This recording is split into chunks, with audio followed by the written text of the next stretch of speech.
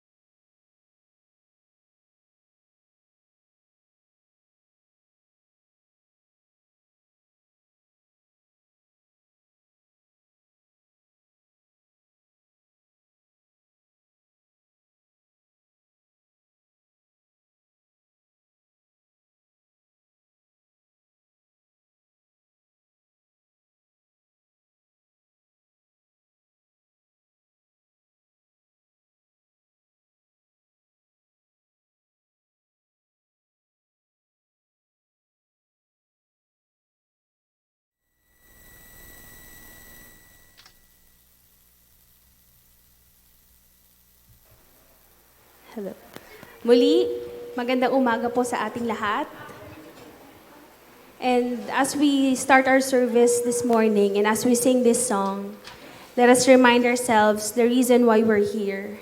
Ano po ba yung rason kung bakit tayo nandito? Let us ask ourselves and just focus on answering that. And let our answer be is to solely worship our living God. That is the true reason kung bakit nandito ang bawat isa. Amen. Let us allow God to take us, to mold us, to use us, and change us from glory to glory. Amen.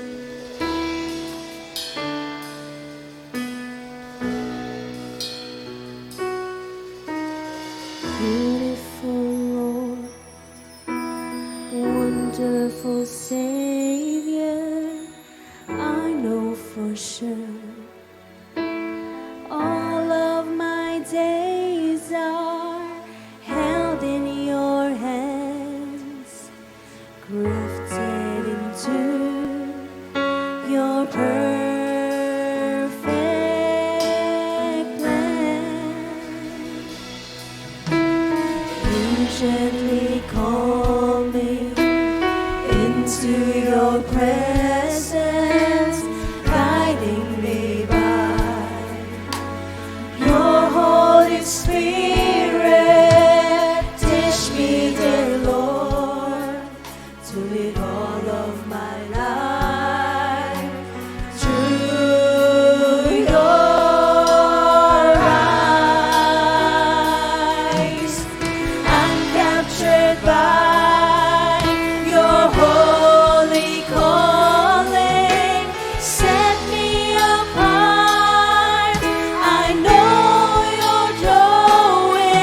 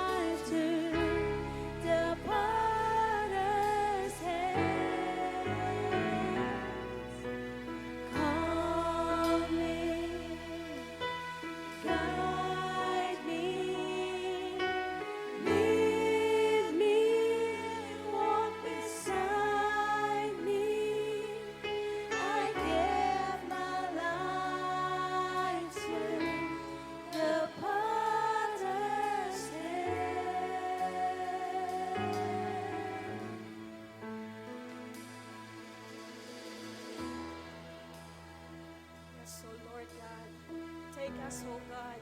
Lead us, O God. Walk beside us, O God. Lord, we thank you for this morning, Lord, na kami po ay nagkatipon-tipon, Panginoon, upang unahin ka, Panginoon, Lord. Sabi mo nga sa iyong salita, that on seventh day that we are going to rest, Lord God. We are going to rest, Lord God, all the burdens, Lord God, all our days of our lives, Lord God, we entrust into your hands, O God. Lord, we thank you, Panginoon, sa umagang ito. Lord, humihingi kami ng kapatawaran sa aming mga kasalanan sa nagawa namin sa linggo na ito, Lord God. Alam po namin, Panginoon, na kami po yung pinapatawad, Lord. Lord, pinagpipray po namin sa umagang ito, ang gawang ito na ikaw po ang magiging sentro, ikaw po ang mangunguna, Panginoon. Cover this place, Panginoon, with your precious blood. Send all your angels from heaven, Lord God, to protect us, Lord God, all the instrument, Lord God, at sa iyong anak, Panginoon, na magtuturo ngayon, Panginoon, sa bawat bigkas na iyong sa kanyang salita, Panginoon, ay manggagaling sa iyo, Lord God. Lord, we entrust to you, Lord God, into your hand, ang sa gawain ito, Panginoon, dahil ikaw po, Panginoon, you are worthy to be praised, you are worthy to be, to worship, O Lord God. Ikaw ang aming itataas, ikaw ang aming pupurihin, in Jesus' mighty name, amen. Amen! Excited na po ba tayo magpuri sa ating Panginoon? Amen! Kaya po tayo narito sa tahanan niya para po magpuri at magpasalamat. Amen? Lahat po ng bagay na meron tayo, dapat po natin pasalamatan. At ang bilang sukli po para sa Kanya ay pagpapuri lang po ang hinihingi ng Panginoon sa atin. Amen? Glory to the risen King and the glory to the Son. Amen? Sabay-sabay po tayo magpasalamat at magpuri sa ating Diyos na buhay! Yes! Come on! Huh!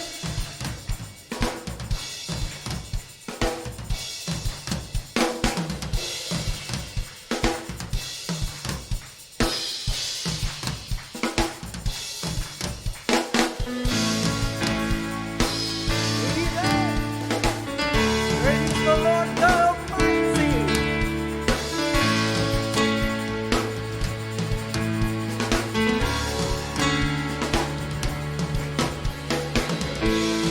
Great is the Lord God Almighty. Great is the Lord on high. The train of his robe fills the temple. We cry out, highest praise. Glory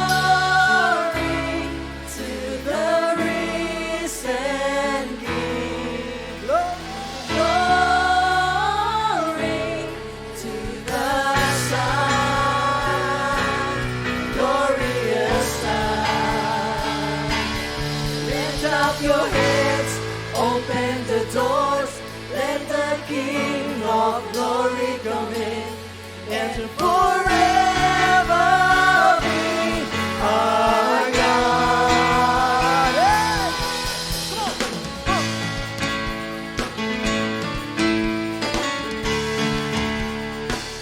Holy is the Lord! Lord God Almighty, holy is the Lord on high. Let all the earth bow before you. We crown you, Lord of glory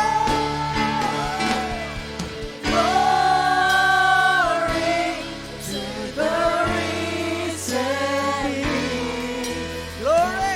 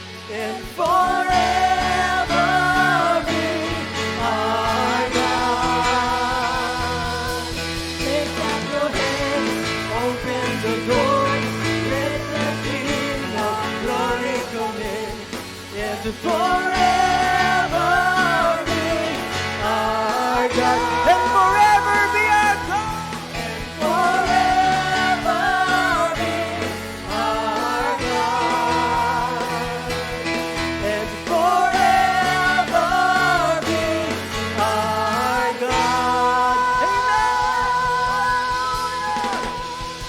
Yes. Hey. Awesome in this place.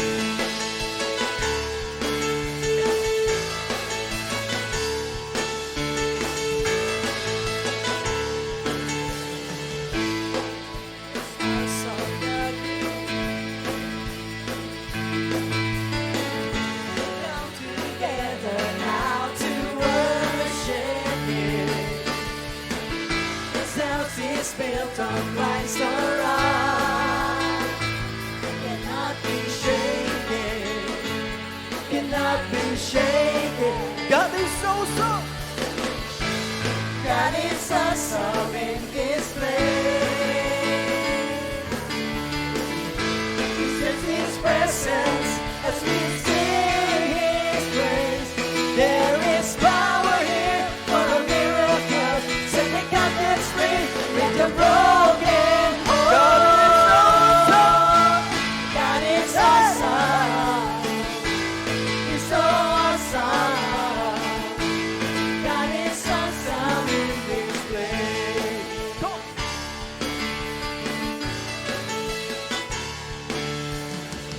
We're in this house of the great King.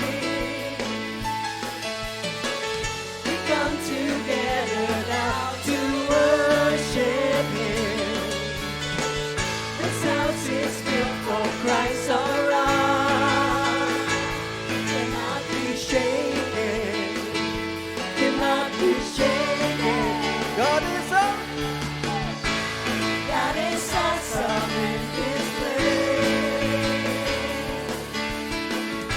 We sense His presence as we sing His praise. There is power here for the miracle. Set the captives free, make the broken whole. God is awesome. He's so awesome. God is awesome in this place.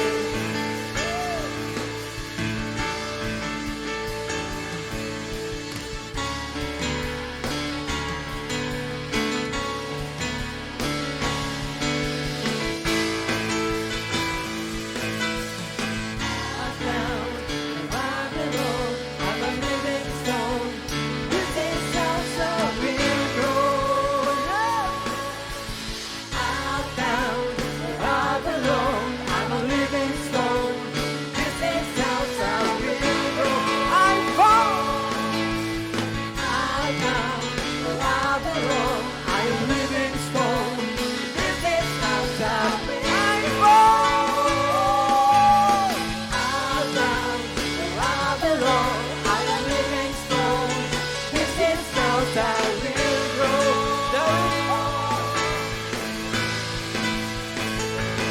There is power here for a miracle.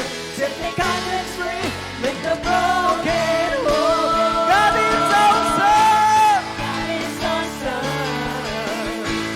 He's so awesome. God is awesome. He's so awesome. God is awesome. He's so awesome. God is awesome in this place. Amen. Yes, the Lord, God is awesome.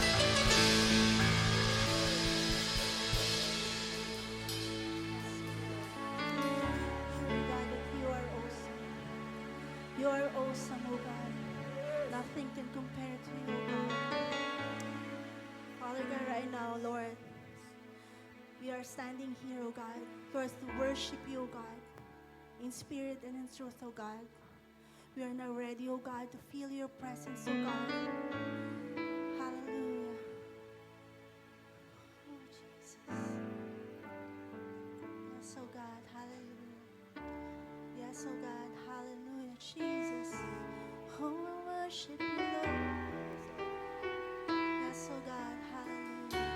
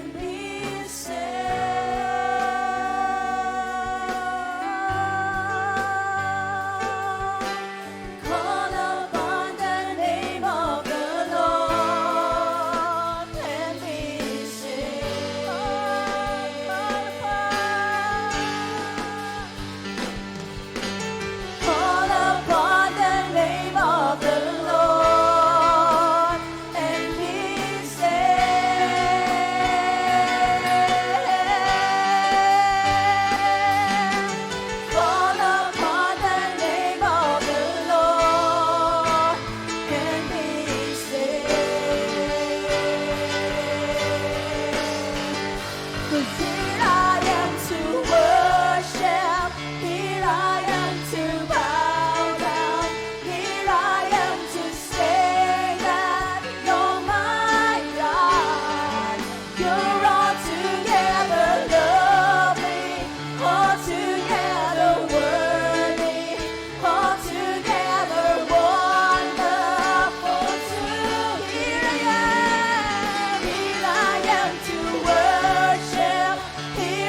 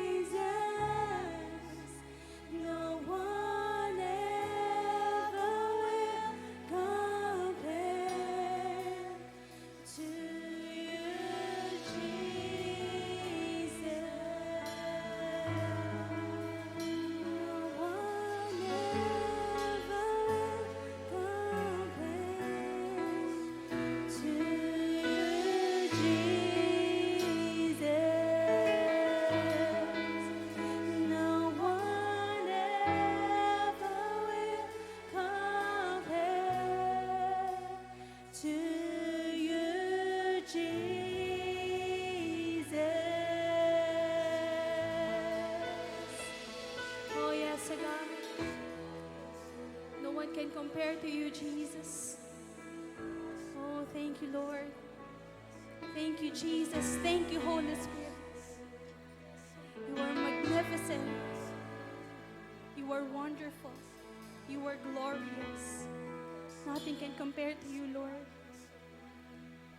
Oh, we thank you, Jesus. Hallelujah, Father. We thank you for your presence that is with us this morning. Thank you for visiting each and everyone's heart.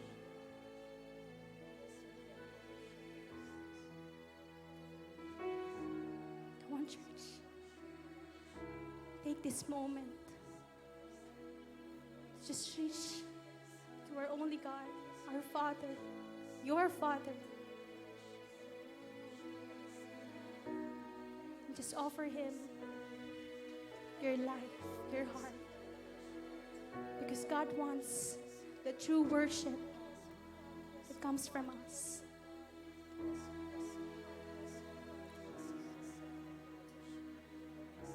Thank you, Jesus.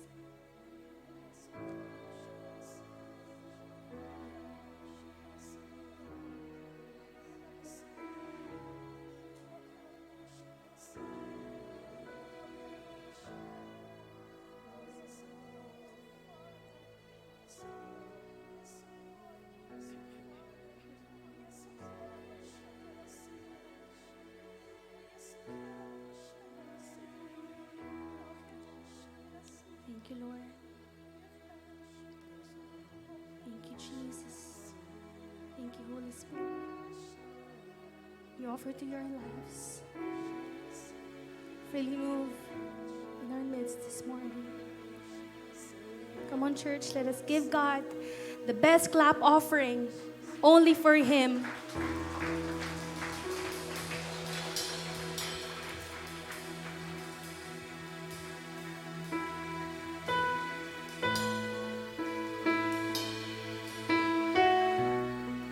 Come on, church, let's continue to worship our God this morning. Oh, let the King of Glory come in over this place. Oh, let's sing Hosanna to our King, the one who was and is to come. For He is worthy, He is worthy, He is worthy. Oh, He is worthy, He is worthy to be praised. He is worthy to be worshipped, oh God. Oh, be lifted up, oh God, be lifted up, oh God, in our midst. Oh, take your place, Abba Father, take your place, oh God.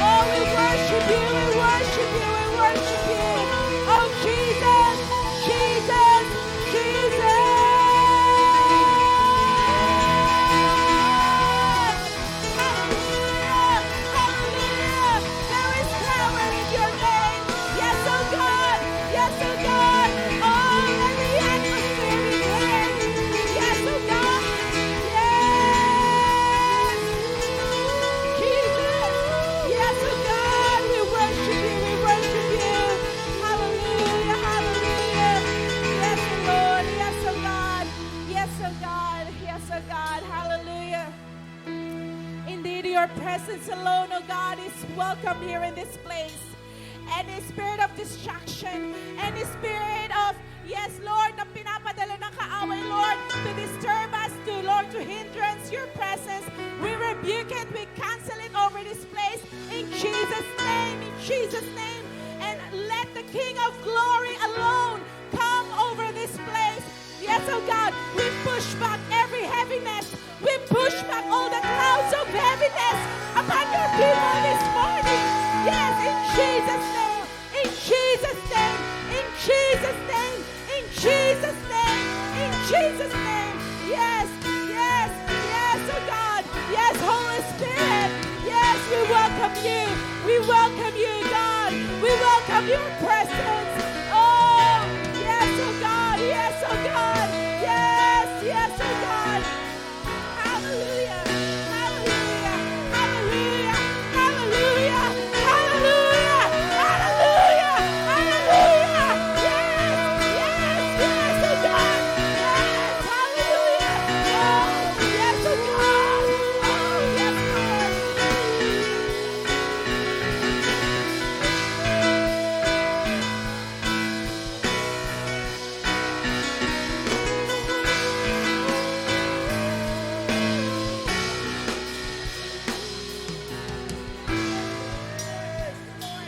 Thank you, Jesus. Thank you, Jesus. Thank you, Jesus, for there is power in your name. There is healing in your name. There is deliverance in your name, oh God. Thank you, Lord. Thank you, Lord. Thank you, Jesus. Thank you, Lord. Salamat po, Panginoon. Lord, ngayon pa lang, we believe, oh God, that Lord, you are doing something to each and every one of us, oh God. Lord, walang lalabas sa lugar na ito na hindi mo kakatagpuin, Panginoon. Walang lalabas sa lugar na to, oh God, that we are still the same nung pumasok po kami dito, oh God. Lord, yes, oh God, in you alone. In you alone, oh God. In you alone, in you alone, in you alone, oh God. Lord, we put our expectancy, we put our trust, and we put our hope, oh God, this morning, oh God. Hallelujah. Hallelujah, hallelujah. Bless your word today, oh God. Lord, let every heart, Lord, be a good ground to your word. And let it soften every heart, oh God, of your people this morning. Lord, salamat po, Panginoon. Holy Spirit, freely move. You have all the right, oh God. You have all the liberty to move upon your people, oh God, this morning, oh God. Lord, it's not by your own might.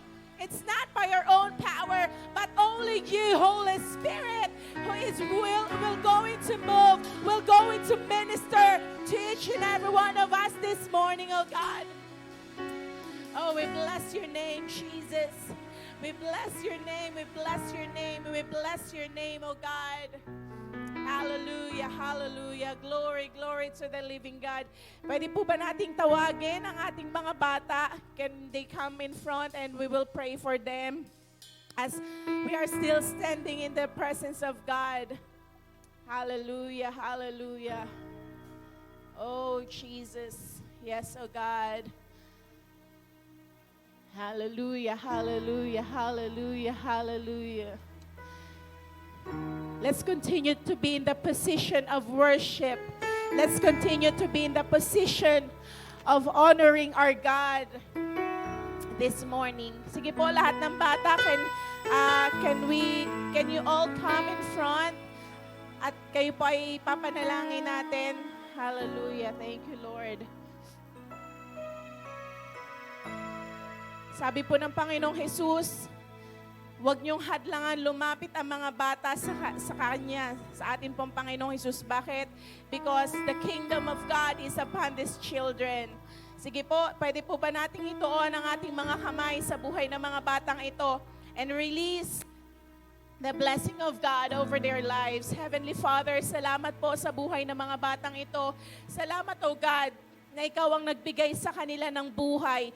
Nagbigay, Panginoon, sa kanila, O God, Lord, oh God, ng mga magulang nila, O God. At Lord, dalangin ko po, Panginoon, ano man ang plano at layunin mo sa mga batang ito po ay maganap, O God, sa kanila, O God. At Lord, dalangin ko po sa kanilang pag-aaral, Panginoon, ng iyong salita, O God, sa Sunday school. Give them the wisdom, the knowledge, understanding that comes from you. Father, cover each and every one of these children with your most precious blood. Lord, we cancel, we arrest, Lord, every demonic attack over their lives. Lord, every kinds of sickness, every diseases, untimely death, we destroy you, we rebuke you over their lives. Lord, we dedicate all these children to your mighty hands, oh God. Lord, encapsulate them with your power. Encapsulate them, oh God, with your glory, oh God. And Lord, we declare, oh God, that they are the head and not the tail. They are above and never beneath. They are blessed when they go out and when they come in, oh God. Lord, yes, oh God, send forth your ministering angels, warring angels, oh God, Lord, over their lives, oh God. At alam po namin, Panginoon, na ang mga batang ito, as you have said in your word, oh God, they have a good future. You have a good plan over their lives, oh God. At Lord, ito po, Panginoon, ay malakaran nila, oh God. Lord, according to your purpose, according to your will sa kanilang mga buhay. Maging, Lord, sino man po ang magtuturo sa kanila sa umaga pong ito, bless her, oh God. Give her the wisdom, the knowledge, understanding that comes from you. And Lord, salamat po, Panginoon, ang kanilang silid-aralan, oh God. Lord, pakabalutan mo po ng iyong kapangyarihan, oh God. At salamat sa mga anghel na nandun na, Panginoon, na magbabantay sa mga batang ito. Lord, we entrust their lives unto you, oh God. Indeed, they are precious before your sight. We speak forth your blessing, your favor, your protection, and provision upon them, oh God. In Jesus' name, in Jesus' name. Amen and amen. Hallelujah. Praise be to God. Tayo po ay makakaupo sa presensya po ng Panginoon this morning. Hallelujah. Praise, praise. Kanina po, as we are worshiping our God in the Spirit, sino po nakakaramdam that meron pong kumbaga, may mabigat in the atmosphere. The Lord is, He wants to move, pero the enemy wants also to move. Pero po, because we have a great God and we let the King of Glory to come in this place. Amen. Mas magtatagumpay po ang ating Diyos. At yun nga, praise be to God for our God is alive and He is at work in our midst. He is at work into our lives. Amen. So this morning po, si Bishop Leo at si Rev Stella po ay nasa Mindoro po sila ngayon, together nung atin pong mga ibang kapatiran sa, sa J. Blue Camellia natin. And praise be to God, na alam po natin na marami pong ginagawa ang Panginoon and we are part of it. Amen? Hindi po hayaan ng Panginoon na maging tagamasid lang tayo, pero tayo ay maging kabahagi sa mga gagawin niya sa mga huling panahon na to. So, doon pa rin po tayo sa ating theme this month na look up or look about the vision, look up to the sky or look upon the heaven. So, this morning po, bago po tayo pumunta dun sa key verse natin, habang pinag-aaralan ko po itong verses po na ito, sabi nga po, the character of the revelation through vision in biblical narrative. Sa case po ni Abram, sabi nga po, it proposes a revelation for immediate direction. Sino po ba dito yung kailangan mo ng direction galing sa Panginoon? Kailangan mo ng guidance ng Diyos sa mga gagawin mo pong desisyon. Alam niyo po ba, si Abram po, sa Genesis 12, ito po yung time na tinawag ng Diyos si Abram. Sino po dito ang tinawag ng Diyos? Alam mong tinawag ka ng Panginoon. Hindi si pastor, hindi si ate, hindi si kuya, hindi sino man, pero alam mo sa sarili mo, tinawag ka ng Diyos. Can I see your hands? Amen. At bago po pala tayo magpatuloy sa salita ng Diyos, welcome po sa ating mga first-time visitor. Pwede po bang kayo po ay tumayo at we just want to acknowledge you. Mamaya na po namin kayo papupuntahin po dito sa unahan. Yan, praise God. Palakpakan nga po natin ang Diyos na buhay sa kanila pong buhay. You are very much welcome po sa Jesus Be Lifted Up Church. Sige po, tayo po yung makakaupo na. Mamaya po natin i-acknowledge lahat ng pangalan nyo. Ayan, dahil kayo po ay precious sa harap ng Diyos. And we want to express our love sa bawat isa po sa inyo na ibinigay po ng Diyos sa puso ng bawat isa sa atin. So, katulad po ng binanggit natin kanina, si Abraham pala po, hindi pa siya Abraham that time. Abraham, tinawag po siya ng Diyos. Alam niyo po ba, ang bawat isa po sa atin ay tinawag ng Diyos. Hindi po aksidente na nandito ka ngayon sa Jesus Be Lifted Up Church. Bakit po Jesus Be Lifted Up Church po ang pangalan natin? Kasi wala tayong ibang gustong itaas, gustong makilala ng mundo. Hindi po ang pangalan ng church natin, kundi ang pangalan ng Panginoong Jesus. Amen po ba? So you are very much welcome po. Yun nga po, ang Panginoon po ang tumawag sa bawat isa sa atin. Kung babasahin po natin dito sa Genesis 12, sabi po dito, verse 1, sino pa mga may Bible? Yan, sino pang wala? Sa ushering po natin, pwede po pang magpahiram po tayo ng Bible para po, o kaya po ito, meron din po tayo sa screen. Ayan po. Kasi po, more on verses po tayo ngayon. Wala po akong key points na ibibigay sa inyo kasi I believe ang gusto po ng Panginoon, matanim sa puso natin yung mga salita niya. At actually po, ito pong isi-share ko po sa inyo ay kumbaga continuation po nung shinare ni Sister Iyay sa atin last week. Punta lang po tayo dito sa Genesis 12 verses 1 hanggang verse 3 po. Sabi po dito, now the Lord has said to Abram, ito na po yung tinawag ng Diyos si Abram, get out of your country, from your family, and from your father's house to the land that I will show you. I will make you a great nation. I will bless you and make your name great. And you shall be a blessing. I will bless those who bless you, and I will curse him who curses you. And in all the families of the earth shall be blessed. And in you all the families of the earth shall be blessed. Ayan po, kung makikita po natin dito, ito po yung time na tinawag po ng Diyos si Abraham at pinaalis siya. Sabi nga po doon, get out of your country. Alam niyo po ba ilang taon si Abraham po nung panahon na to?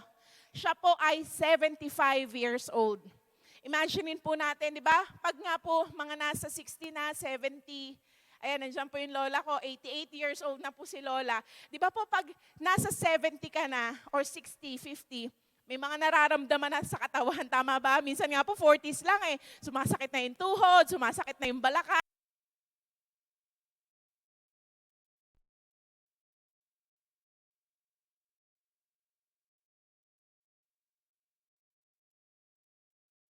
Kanyang kumbaga kinalakihan. At yun po ay makikita natin sa verse, sa chapter 11, na sabi nga po, from the land of Ur of Chaldean. So, taga-Ur po si Abram. Pero ang sabi ng Diyos sa kanya, umalis ka dyan. Alam niyo po ba, nung tinawag po tayo ng Diyos, or maaring ngayon po, the Lord is speaking to you, hindi po literal or maaaring literal, hindi literal na sinasabi ni Lord na umalis tayo dun sa ating kinalakihan. Ano po ba yung mga kinalakihan natin? Di ba po, na parang yung pagsasabi ng hindi magandang salita, ano na lang, parang bulaklak na lang ng mga labi, di ba?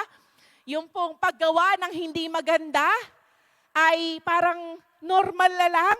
Walang konsensya, walang, kumbaga, hindi na po, hindi na kumikirot yung puso mo. Pag nakakagawa po tayo ng hindi maganda, ayun po yung kinalakihan natin, di ba? Na parang yung pagsisinungaling, pagsasabi ng hindi totoo, pangungupit, kahit piso pa yan, 5 piso, para pong normal. Pero po sinasabi ng Diyos ngayon sa atin, if we are still in that place, get out from that place. Amen? Pinaalis po tayo ng Diyos doon. Bakit? Kasi po pag hindi tayo umalis doon sa kinalalagyan natin ngayon or dati nating kinalalagyan, hindi po natin makakamit ang pangako ng Diyos. Kaya po kailangan alisin tayo sa lugar na yon. Amen? Sa lugar ng puro sama ng loob, lugar na kung saan puro hinanakit, puro kumbaga naalala mo lahat ng hindi magagandang ginawa sa'yo. The Lord is saying to you right now, get out from that place. Hello, church? If we want to receive what God has for us, kailangan po nating umalis doon. Kailangan nating umalis doon. Yung iba po, the Lord is saying na literal. Parang yung asawa ko po, si Pastor Alvi, he came from Solano, Nueva Vizcaya, pati po sila Iyay. Ang sister-in-law ko po. Literal po, inilis sila ni Lord doon. Get out from that place at nilipat po sila dito sa Cavite. Kami po, sila Bishop po, si Rev Stella, sila po ay galing ng Pasig. Dinala po ng Mindoro at dinala po ni Lord dito sa Cavite. So ano pong ibig sabihin nun? When the Lord wants to do something new sa buhay po natin, aalisin po tayo ni Lord kung nasaan yung comfort zone natin. Amen? Gusto po ni Lord, sa Kanya tayo magtiwala na ang bawat hahakbangin, bawat didesisyonin po natin ay ipagtitiwala po natin sa Diyos. Kaya po dito sa verse na to, makikita po natin, una po, binigay ni Lord yung instruction niya. Di ba? Get out of your country, from your family, and from your father's house. Ayan. To the land that I will show you. Ito po ang maganda sa ating Diyos. Every time He will give an instruction, hindi niya po tayo iiwanang, kumbaga, parang, Lord, saan ako pupunta? Anong next? Anong gagawin ko? Kumbaga, hindi po tayo hahayaan ni Lord na mawindang kung saan tayo pupunta. Because He will give the right direction to each and every one of us. Amen? Katulad po kay Abraham. At pagkatapos po dito, ito na, the promise of God. I will make you a great nation. I will bless you and make your name great. And you shall be a blessing. I will bless those who bless you. And I will curse him who curses you. And in you, all the families of the earth shall be blessed. Nandun na po yung pangako ng Panginoon. Pero po, may kailangan pagsunod si Abraham. Amen po? May kailangan siyang gawin. Alam niyo po ba sa bawat buhay din po natin, hindi po ni Lord ibibigay yung promise niya sa atin kung mananatili tayong nakaupo, kung wala tayong gagawin, kung parang si Juan Tamad po, di ba? Yung bunga ng, ano po ba yon? Bayabas po ba? Nganga na lang po tayo at hintayin natin bumagsak. Hindi po ganun ang Diyos natin. We have to act in obedience po. Amen? We have to step with the step of faith. Kaya po si Abraham, kahit hindi niya alam kung saan yung sinasabi ni God na, to the land that I will show you, humakbang po si Abraham. Biro niyo po, mahirap po yun, di ba, na ito yung kinalakihan mo, tapos biglang sasabihin ni Lord, alisin mo yan or umalis ka dyan. Di ba po, there is the struggle. Nandun po yung, kumbaga, paglalaban ng puso't isip na susunod ba ako or hindi. Pero po, sabi nga, the moment we step in sa pagsunod po sa ating Panginoon, doon natin makikita ang kapangyarihan niya at yun nga po, yung promise ni Lord na ma-fulfill sa atin. And then, kung makikita po natin, that is the chapter 12, sa bandang baba po noon, habang naglalakbay po sila, papunta kung saan sila dinadako ng Panginoon, may mga na-encounter po sila, Abraham, na mga famine.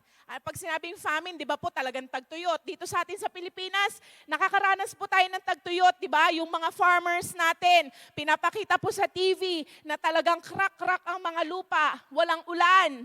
Tama po ba? May famine, tagtuyot. Hindi wala pong mga halaman na tumutubo, di ba? Walang kumbaga instead na nakukuhanan ng pagkain ng mga puno, di ba po? Mga vegetables, wala lahat. dahil may famine. Kaya po nagpunta po sila sa land of Egypt. Doon po sila nakipagsapalaran. At kung mababasa po natin dito, si Abraham, tingnan niyo po although umalis si Abraham po sa kanyang lugar, pero po yung old mindset ni Abraham, dala-dala pa rin po niya. Bakit? Ikwento ko na lang po sa inyo, pero po maganda din po kung mabasa niyo po sa inyong mismong mga Bible. Ito po yung time na pagpunta po nila sa Egypt, kasi po si Sarai, yung asawa po ni Abraham ay napakaganda niya. At sabi ni Abraham, baka pag nalaman ng Pharaoh o ng mga taga-Egypt na asawa kita, patayin nila ako dahil para makuha kanila sa akin. Kaya ganito ang sabihin mo, magkapatid tayo. Di ba po? Ano po yung, kumbaga, yung karakteristik na pinapakita doon ni Abraham, yung pagiging ano pa rin po niya, di ba?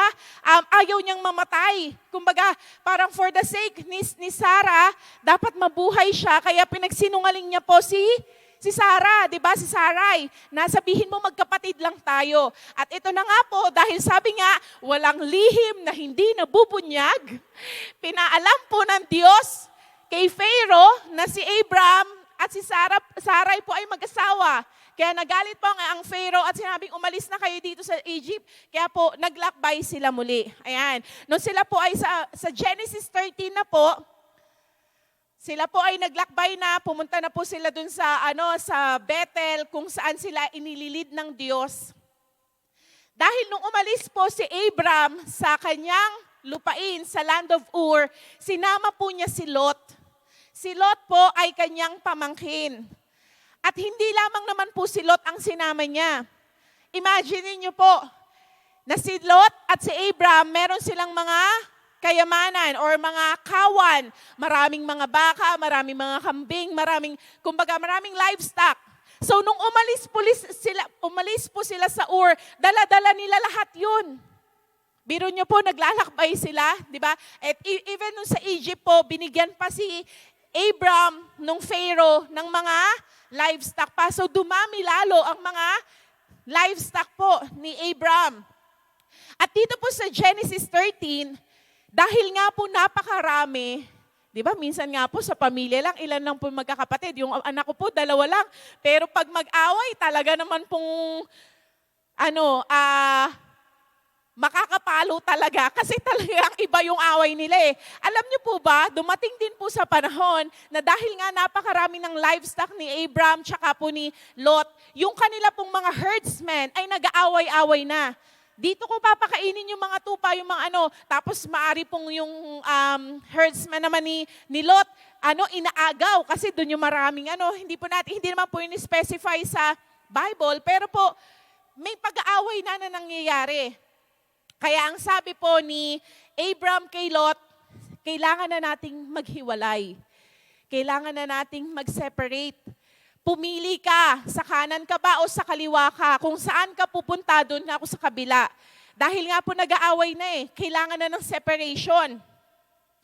Sabi po dito sa verse 14, actually si Lord po nagsabi kay Abraham, sa verse 14 po ng Genesis, sabi po dito, and the Lord said to Abram, after Lot had separated from him, ayan na, lift your eyes now and look from the place where you are, northward, southward, eastward, and westward. For all the land which you see, I give to you and your descendants forever. Ayan, nangako na po ulit ang Diyos na yung kung nasaan si Abram noon, ibibigay po ng Diyos yun lahat kay Abram. At sabi po dito, and I will make your descendants as the dust of the earth, so that if a man could number the dust of the earth, then your descendants also would be numbered. Arise, walk in the land through its land and its weed, for I give it to you. Ayan po. Kung makikita po natin dito, nagbigay muli ng pangako ang Diyos. Amen? Sabi po ng Diyos dito kay Abraham, I will make your descendants as the dust of the earth. Napakarami po, isang dakot nga lang po ng buhangin di ba? Hindi na po natin nabibilang sa palad natin. Ito po, dust ang term dito. At sabi nga po, ganun karami, napakarami na magiging descendants niya. Knowing si Abraham po that time at si Sarai ay walang anak. Amen? Pero po may pangako ang Diyos. Hindi po in-specify dito ilang taon na si Abraham nung pinangako po ito ni Lord. Pero po, we know na umaandar ang panahon. Di ba po, ilang taon po ulit si Abraham na umalis sila sa Ur? 75. Naglakbay sila papunta sa sa land of Canaan, papuntang Egypt, bumalik ng Bethel. Maaring taon na po ang binilang din noon, di ba? Hindi lang buwan. Pero yan nga po, may pangako si Lord. At ito na nga po, nung magkahiwalay na si Abraham at si Lot, dahil kung saan po yung kalalagayan or lugar ni Lot, nagkaroon po ng mga digmaan doon. At na-hostage po si Lot sa sa chapter 14 po. At dahil nalaman po ito ni Abraham, tinawag niya yung kanyang mga soldiers or yung mga army men. At sumugod po sila, ni-rescue nila si Lot. May war na nangyari. At alam po natin, di ba, pag may war, may mga namamatay, merong kumbaga talagang physical na labanan. At hindi po siya, kumbaga, hindi siya magandang sitwasyon. Tama po ba? Pag may war. Yan, speaking of war, church, we have to prepare. Hindi po natin alam what will going to happen, pero yun nga po, as long as we hold on to God, to His promises, magkaroon man po ng World War III, dahil nga po, nations are warring to each other, pero po, yun nga, we know that whatever happens, as long as we are in the hands of God, umalis man po tayo sa mundong ito, papasok naman po tayo sa buhay na walang hanggan. Kaya po, there's no need to, wala po dapat, kumbaga takot na manahan po sa ating mga puso. Amen? Because our God is still in control of everything. Balik po tayo sa buhay ni Abraham. Bakit ko po ito pinapakita sa inyo? Mamaya po para maintindihan po natin. At ito na nga po, nagkaroon ng war, na-rescue po ni Abraham si Lot. At ito po yung time na nung na-rescue na po nila Abraham si Lot, na-meet po ni Abraham si Melchizedek. Si Melchizedek po ay high priest.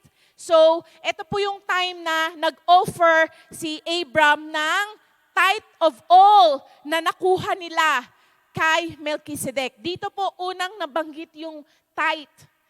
Yun pong 10% na lahat ng nalikom nila Abraham, binigay niya kay Melchizedek because he is the high priest. At nag-release po ng blessing etong si Melchizedek po kay Abraham. And then ito na po sa chapter 15, nandito po ang ating key verse. Basahin po natin sa verse 1. After these things, the word of the Lord came to Abraham in a vision, saying, "Do not be afraid, Abraham. I am your shield, your exceedingly great reward." Nabanggit po ito ni Iyay last week, di ba? Na alam po ni Lord ang kalagayan ng puso ni Abraham. Kaya ito yung sinabi niya. Maari pong that time, may takot na sa puso ni Abraham. Kasi bakit sasabihin ni Lord na, "Do not be afraid"? Di ba po? Ibig sabihin, may namumuo na pong takot sa puso ni Abraham. Kasi po, biro nyo, galing sila sa war. Di ba? Kumbaga, grabe yung paglalakbay na ginawa nila. And maaari po nakikita ni Abraham na ang dami niya ng ari-arian. Pero, paano pag bigla siyang nawala? Siguro po naisip na rin ni Abraham na anytime baka mawala na siya. Paano yung mga ari-arian niya, di ba? Kanino niya ipapamana? Kaya sabi po ni Lord sa kanya, sa vision, "Do not be afraid." Sa kalagayan mo po ba ngayon, may kinakatakutan ka ba? Meron bang fear na nagki-creep in o kumbaga gustong pumasok sa puso mo? Takot na mawala yung mahal mo sa buhay, takot na napakaraming bayarin, takot na kung ano-ano pa pong takot na gustong ilagay ng kaaway sa ating puso. The Lord is saying to us this morning, do not be afraid. Amen? Sabihin mo sa sarili mo, huwag kang matakot. Sabihin mo po yung pangalan mo, huwag kang matakot, Sheik. Di ba? Huwag kang matakot. Bakit? Sabi po dito ni Lord, I am your shield, your exceedingly great reward. Di ba po, last month, pinag-usapan po natin about the rewards. Di ba? Sabi po ng Diyos dito, I am your shield, your exceedingly great reward. So may pangako po ang Diyos na siya po ang ating great reward. Kaya dapat hindi po tayo matakot that whatever happens, our faith and our hope is in the Lord. Amen po? At sabi po dito ni Abram, eto na, sa verse 2, nagsalita na po si Abram dito. But Abram said, Lord God, what will you give me seeing I go childless? And the heir of my house is Eliezer of Damascus. Yan na, nagtanong na po siya. Di ba? Sino yung magiging heir o tagapagmana ko? Wala ka namang binigay sa akin na anak. Childless ako, sabi po ni Abram. Sabi po dito ni Abram, verse 3. Then Abram said, Look, you have given me no offspring. Indeed, one born in my house is my heir. So, ito na po yung nape-perceive or nakikita ni Abram. Na dahil nga po wala siyang sariling anak, yung pinanganak na, maari pong through their journey, di ba po, isa sa mga servant niya, nag-asawa, nagkaanak na sa under po niya, ayun na yung iniisip niya, ayun na yung perspective niya na ito yung magiging tagapagmana ko. Pero sabi po dito ni Lord, ayan, sa verse 4, And behold, the word of the Lord came to him saying, This one shall not be your heir, but the one who will come from your own body shall be your heir. So pangako po umuli ng Diyos. Isipin niyo po, again, 75 years old si Abram nung umalis sa Ur, ilang taon na yung lumipas na nag-journey po sila, di ba? Naglakbay sila, papuntang Kanaan, Egypt, Bethel. And that time po, lakad lahat, sakay sa kamelyo, sakay sa asno. It took years. At sabi po dito ni Lord, hindi siya ang magiging tagapagmana mo, kundi yung manggagaling sa sarili mong katawan. So imagine po, matanda na talaga si Abram that time. At si Sarai din po, matanda na. Pero po may pangako ang Diyos. Sabi niya po dito, ito na po yung key verse natin, verse 5.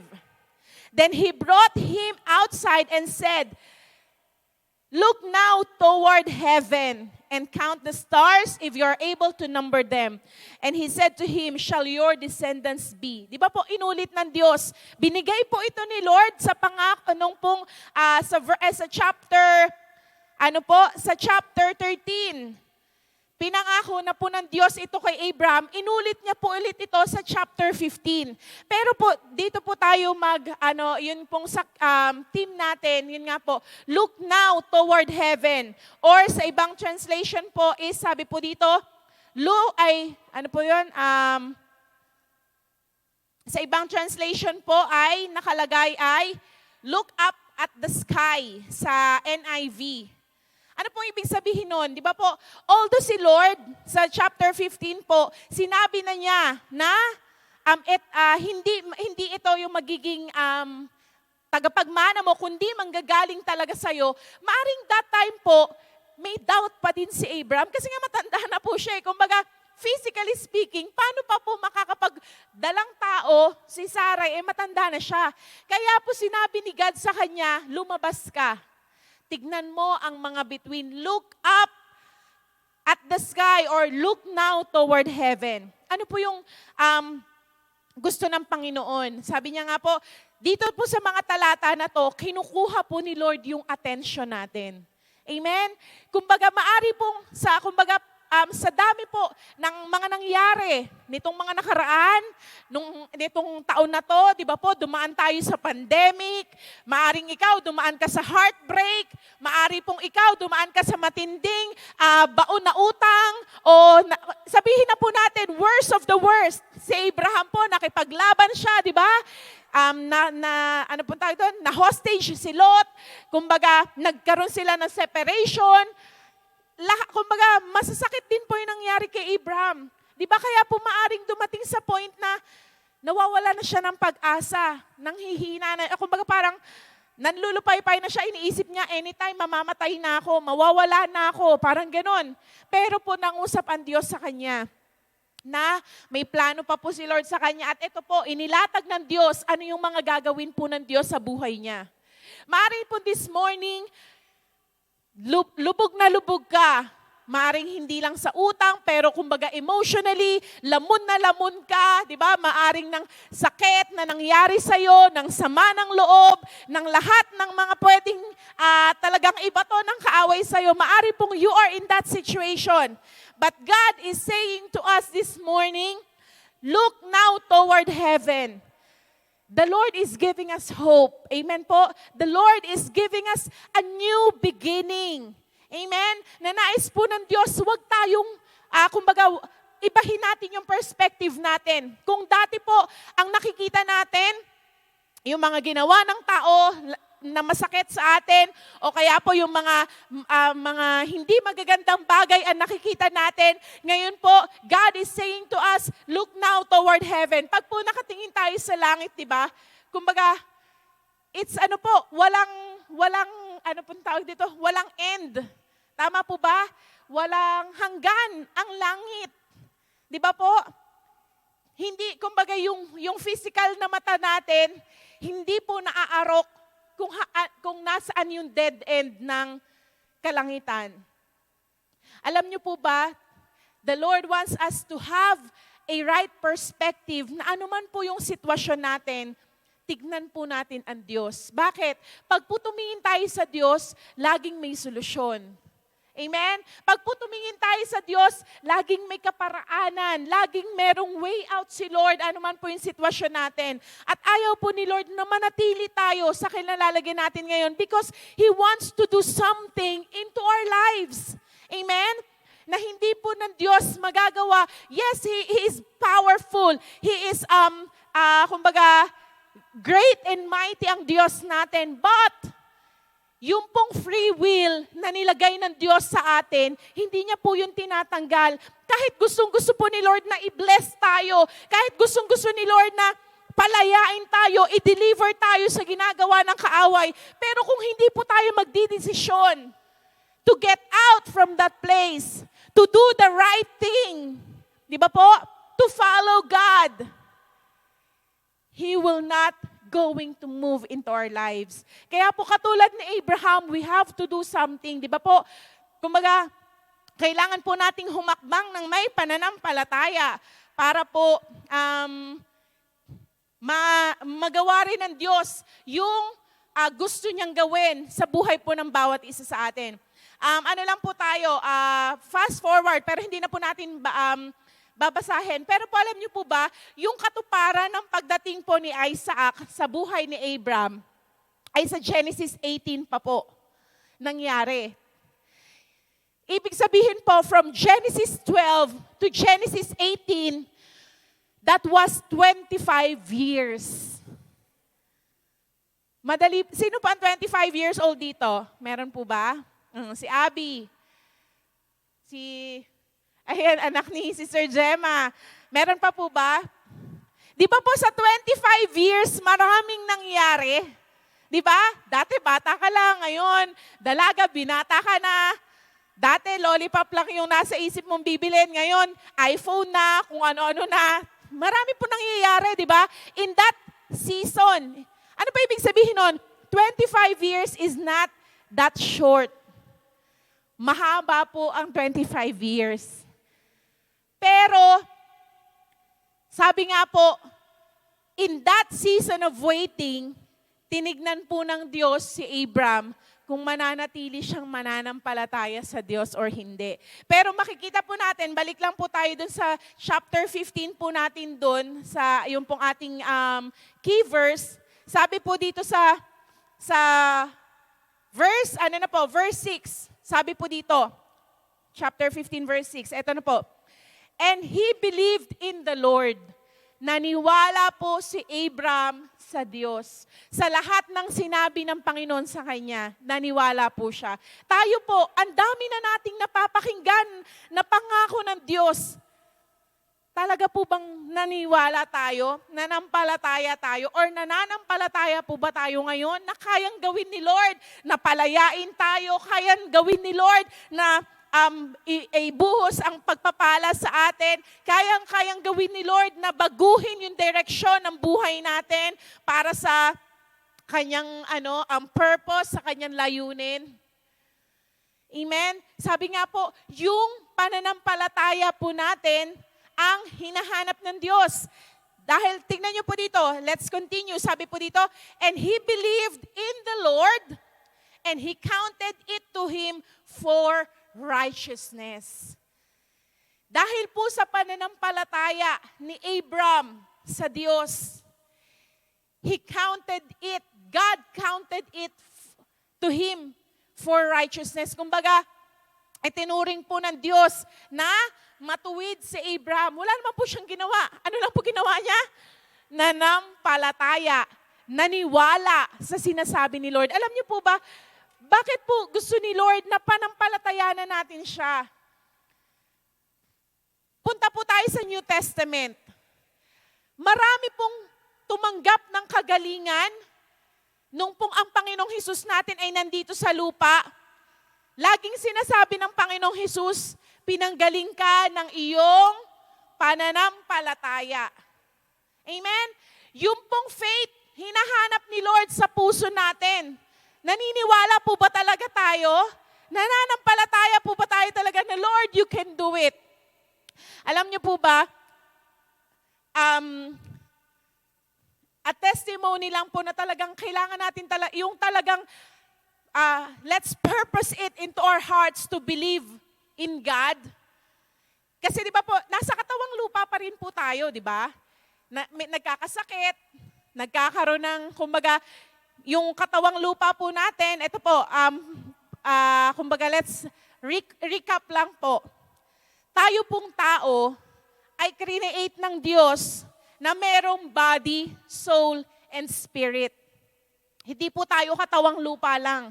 Ang nakakalungkot po, ang alam ng marami, katawang lupa lang po tayo. Kaya ang binibigyan po nila ng importansya, binibigyan po nila ng pansin lamang ay ang kanilang mga katawang lupa. Ano pong ginagawa natin sa katawang lupa natin? Pinapakain, pinaliliguan, di ba?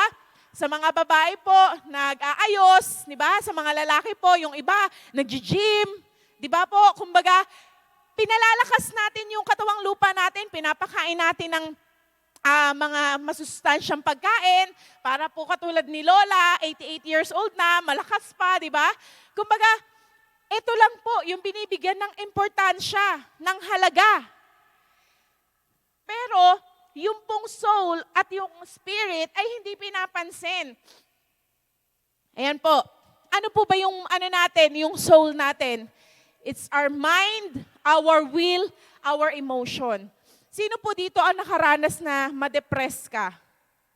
Sino po ang nakaranas dito na you feel, yung nagkakaroon ng anxiety?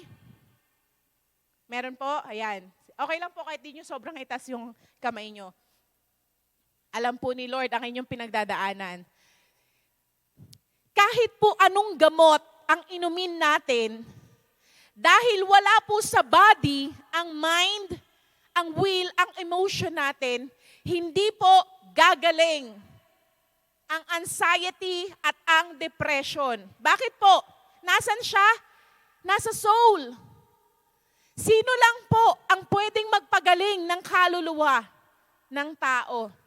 Walang iba kundi ang ating Panginoong Hesus po. Di ba? Sabi niya po sa Isaiah, wait lang po, double check ko lang po. Kuya Henrik, patulong nga po ako. Yung sabi po ng Panginoong Hesus, I have come to to deliver, to heal the sick, every sickness, to set the captives free. Ano po yun Isaiah, ito pala po. Meron din sa Luke. Dito na lang po tayo sa Luke 4 verse 18 to 19. Sabi po ng Panginoong Hesus dito, the Spirit of the Lord is upon me because He has anointed me to preach the gospel to the poor. He has sent me to heal the brokenhearted, to proclaim liberty to the captives, recovery of sight to the blind, to set the liberty of those who are oppressed, to proclaim the acceptable year of the Lord. Wala po dito ang physical na tinutukoy ng Panginoong Hesus. Everything po sa verse na to ay it pertains to our soul.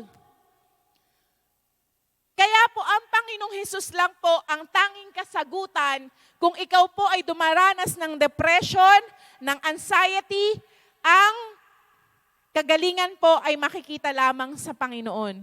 Kahit po kasi anong inom natin ng gamot, magtulog ka ng magtulog, di ba? Uminom ka ng pills na pampatulog, paggising mo, depressed ka pa rin.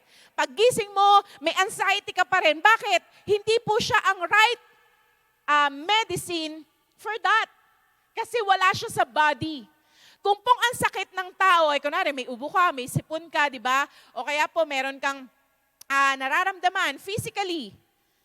Pag uminom ka ng gamot, tatalab po siya, di ba? You will have the healing. Kasi katawan po yung hinihil nung gamot na yon. But there are also some cases na soul po yung inaatake sa atin. Wounded yung soul natin. Wounded yung emotion natin, yung will natin, yung mind natin. Tapos po, nagmamanifest sa katawan natin. Kaya tingnan nyo, sino po dito ang nakapagpa-check up na may, sinasabi mo may sakit ka, pero walang makita yung doktor. General check up ka, walang makita na sakit. Bakit?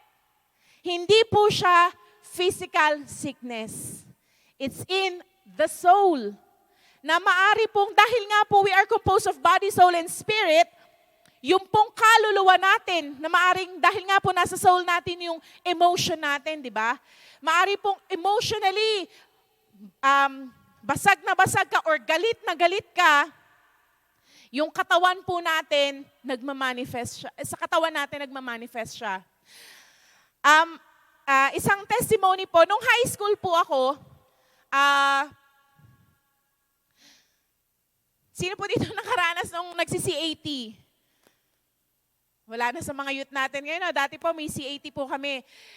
Pag po nagsi-CAT kami, nakasuot kami nung fatigue na damit. Napakainit po nun, ang kapal. Tapos nasa bilad ka na araw. Di ba po, doon kayo po ano po tawag doon? Training. Ayan. Ang ginagawa ko po, dahil sa init, pagka-uwi ko po sa bahay, hubarin ko lang po yung fatigue, tapos naka-t-shirt po ako, tatapat po ako doon sa electric fan. As in, talagang feel na feel ko yung hangin kasi pawisan po ako eh. Unknowingly, yun nga po, natamaan po yung lungs ko, nag-weak lungs ako. Pero po, praise be to God, meron po tayong isang pastora na kasama po natin sa Mindoro noon. Nung pinag-pray po niya ako, kasi doon po sa namin, sa JJ po, yung school po namin, high school, high school po na public sa Mindoro, sa Calapan. Doon po sa may, ano pong tawag ba doon sa parang pinag-istayan ng mga CAT? Kumbaga sa barracks, parang ganon. Meron po kasi doon puno, hindi ko po maalala kung ano bang puno yun, mangga or lateris. Basta po, tas may upuan po doon. Doon po lagi ako umuupo. Unknowingly, meron pala pong something dun sa puno na yon. Na nung pinag-pray po ako ni Pastora Evelyn, ang pinakita niya po, physically, may nararamdaman na po ako, yun nga, na-hospital po ako. Yun po yung tinetestify ni Rev Stella na for 16 years, nagpapasalamat siya kay Lord na wala isa sa mga anak niya na na-hospital. After that testimony, the following week po, nasa hospital kami, kasi po na-hospital po ako. Gusto ko po itong pakita sa inyo that the spiritual realm is real. Para hindi po tayo maging ignorant. Naakala natin lahat physical lang. No. There is spirit. There is the spiritual realm. At yun nga po, nung pinakita po ni Lord sa kay Pastora Evelyn, na ako daw po ay nakaupo doon sa may sa may upuan, which is, alam ko po kasi doon ako umuupo, there is may blackness na parang usok na may itinatapal po sa likod ko tuwing uupo ako doon. And here it comes, yun nga po, dahil din po sa kapabayaan ko, physically, yung ginagawa ko nga po, natatapat ako sa electric fan, nag-weak lungs po ako. At nadagdagan siya, kumbaga para pong nag-join force, yung nangyayari sa spiritual at sa physical. Kaya po, nanghina po yung physical na pangangatawan ko, na ospital po ako. At alam niyo po ba, nung nasa ospital po kami, ito po tandang-tanda ko po talaga to, habang si mama po ay nakaupo doon, parang natutulog po yata siya. Ako naman po ay nakahiga, tapos parang nakatingin lang po ako sa ceiling. Alam niyo po yung nilalagay ng kaaway sa isip ko, nakikita ko yung sarili ko sa kabaong. Tapos ano po, parang nung minsan umupo po ako, alam niyo po, sabi ko, first time kong marinig yun na yung parang tawa ni Satanas na natutuwa siya, na ganun yung kalagayan ko po. Pagkaupo ko po, rinig ko yung halakhak niya na parang talagang kahit ako po kinalabutan na sabi ko nga, talagang nag-i-insist po siya ng fear sa akin. Somehow, may fear po, pero hindi, yun nga po, praise be to God, hindi ko po yun in-entertain. At I thank the Lord dahil marami din pong intercessors na nag-pray po sa akin that time. At yun nga po, ang victory po na pinakita nga ng Lord ay naalis po yung nilagay sa likod ko. At praise be to God, yun nga po, yung recovery ko naman po physically ay dahil nga po physical siya, it takes siguro po mga almost 2 years na nag-recover po ako kasi nga nag-weak lungs po ako. Kumbaga yung acute pneumonia, something ganun po na parang talagang yung lungs ko po yung natamaan. Kaya po nag-stop po ako sa school that time at yun nga po, kaya napunta po ako sa Pasig. But praise be to God, pag po binabalikan ko yun, sabi ko nga po, parang katulad po na nabanggit ni Joseph, di ba? If the enemy meant it for bad, God can turn it for good. Amen? Kasi po bakit? Alam niyo po ba nung hindi ako pumapasok noon, although sinasabi ko sayang, sabi ko yung mga kaklase ko, pag-graduate na, pero po ang sobrang pinagpapasalamat ko po kay Lord, tuwing may conference po na ina-attendan si Bishop, nakakasama po ako. Kasi free ako wala akong school. Yun po yung talagang gustong-gusto rin po ng puso ko na kaya po pag may mga seminars, ayan po, or may mga po si Bishop, nakakasama-sama po ako. Kumbaga parang doon ko po ginugol yung panahon na nag-rest po ako sa school. Balik po tayo. Gusto ko pong ipakita sa bawat isa sa atin na yun nga po, alam niyo po ba na ang kaaway po, he wants to instill fear sa puso po natin. Hindi sa puso natin physical but in our soul. Bakit po? Kasi pag po yung kaluluwa natin ay nalagyan na ng takot, open door na po yun sa kaaway. Open door na po siya para makakilos sa buhay po natin. Ayan po, sabi po dito ayan, balik lang po tayo, di ba yung sabi po doon, look into heaven. Pag sinabing look, anong senses po yung ginagamit natin? Di ba? Yung mata natin. Hindi lamang po yung physical na eyes ang gusto ng Diyos na gamitin natin when we will look up to heaven. Even our spiritual eyes. Meron po tayong spiritual eyes. Sabi po dito, punta po tayo sa Proverbs 4, verses 20 to 27. Ito po. Alam niyo po ba na yung kaluluwa po natin may gateway siya? Anong pag sinabing gateway? Diba? Parang katulad po yung gate natin dyan sa labas. Kumbaga parang pathway, daanan papunta dun sa gate. Ayan. Alam niyo po ba ano yon? Yung gateway po ng soul natin? It's our eyes and it's our ears. Makikita po natin dito sa Proverbs 4 verse 20. Sabi po dito, "My son, give attention to my words, incline your ear to my saying." Bakit po gusto ng Diyos na kumbaga we give attention to His word? Bakit po kailangan nating makinig ng salita ng Diyos weekly? Bakit kailangan nating magbasa ng salita ng Diyos daily? At sabi po niya dito, incline your ear to my saying. Gusto po ng Diyos na yung salita niya ang pakinggan po natin. Bakit po? Kasi nga gateway siya natin sa kaluluwa. And next, verse 21. Do not let them depart from your eyes. Keep them in the midst of your heart. Ayan. Kaya po nabanggit natin kanina, ang gateway po ng ating kaluluwa is our eyes and our ears. Kaya po maging maingat tayo. Ano po yung pinanonood natin? Ano yung tinitignan natin? Ano yung pinakikinggan natin? Sa mga worship team, Are we allowed to listen to worldly songs? No. Bakit po?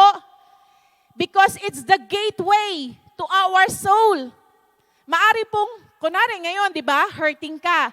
Tingnan niyo po, makinig ka ng love song na yung kanta ni Moira na ano po ba yun? Yung parang nung naghiwalay sila daw ni Jason, may kinanta siyang song. Tignan niyo po, lalo mong nafe-feel yung sakit, lalo ka naaawa sa sarili mo. Bakit? Kasi yung song na pinakinggan mo, you allowed it to enter your ears and you allowed it to enter your heart. Di ba po? Pero kung let's say ngayon, hindi ganun kaganda yung nararamdaman mo. Pero you listen to the worship or yung gospel song. Di ba po parang there's something strength na nararamdaman ka na parang sa tingin mo ma-overcome mo yung nararamdaman mo. Bakit? Kasi po tama yung pinakinggan mo na song na pinasok mo sa puso at sa spirito, sa kaluluwa po natin. That's why sabi nga po na we have to guard our eyes and our ears. Ano po yung pinanonood natin? Ano yung nakikita natin sa cellphone natin? Naku, sa mga anak ko po, talaga naman, pag po, meron po ako nakikita ng mga pinanonood nilang reels, ng mga talaga pong, kumbaga, yun nga po, kung dati napakatahimik ko, ngayon po napakaingay ko na kasi talaga pong i-warn ko sila na pag hindi po nila enough yun, tatanggalan ko sila ng TV. Bakit po? Kasi ginaguard ko yung kumbaga I don't let them see yung mga hindi po magagandang bagay kasi po it enters the soul. Hindi lang siya basta ang OA naman ito, ganun lang, parang no, pag po naintindihan natin to, tayo po mismo i-guard din natin yung sarili natin. Hindi po tayo basta-basta makikinig or manonood ng mga alam natin na magiging gateway po ng kaaway. Tingnan niyo po yung mga, bakit ngayon po, kumbaga yung generation ngayon, ang taas ng rate ng suicidal. Bakit? Kung ano po yung nakikita nila sa TV. Tama ba? Sa social media.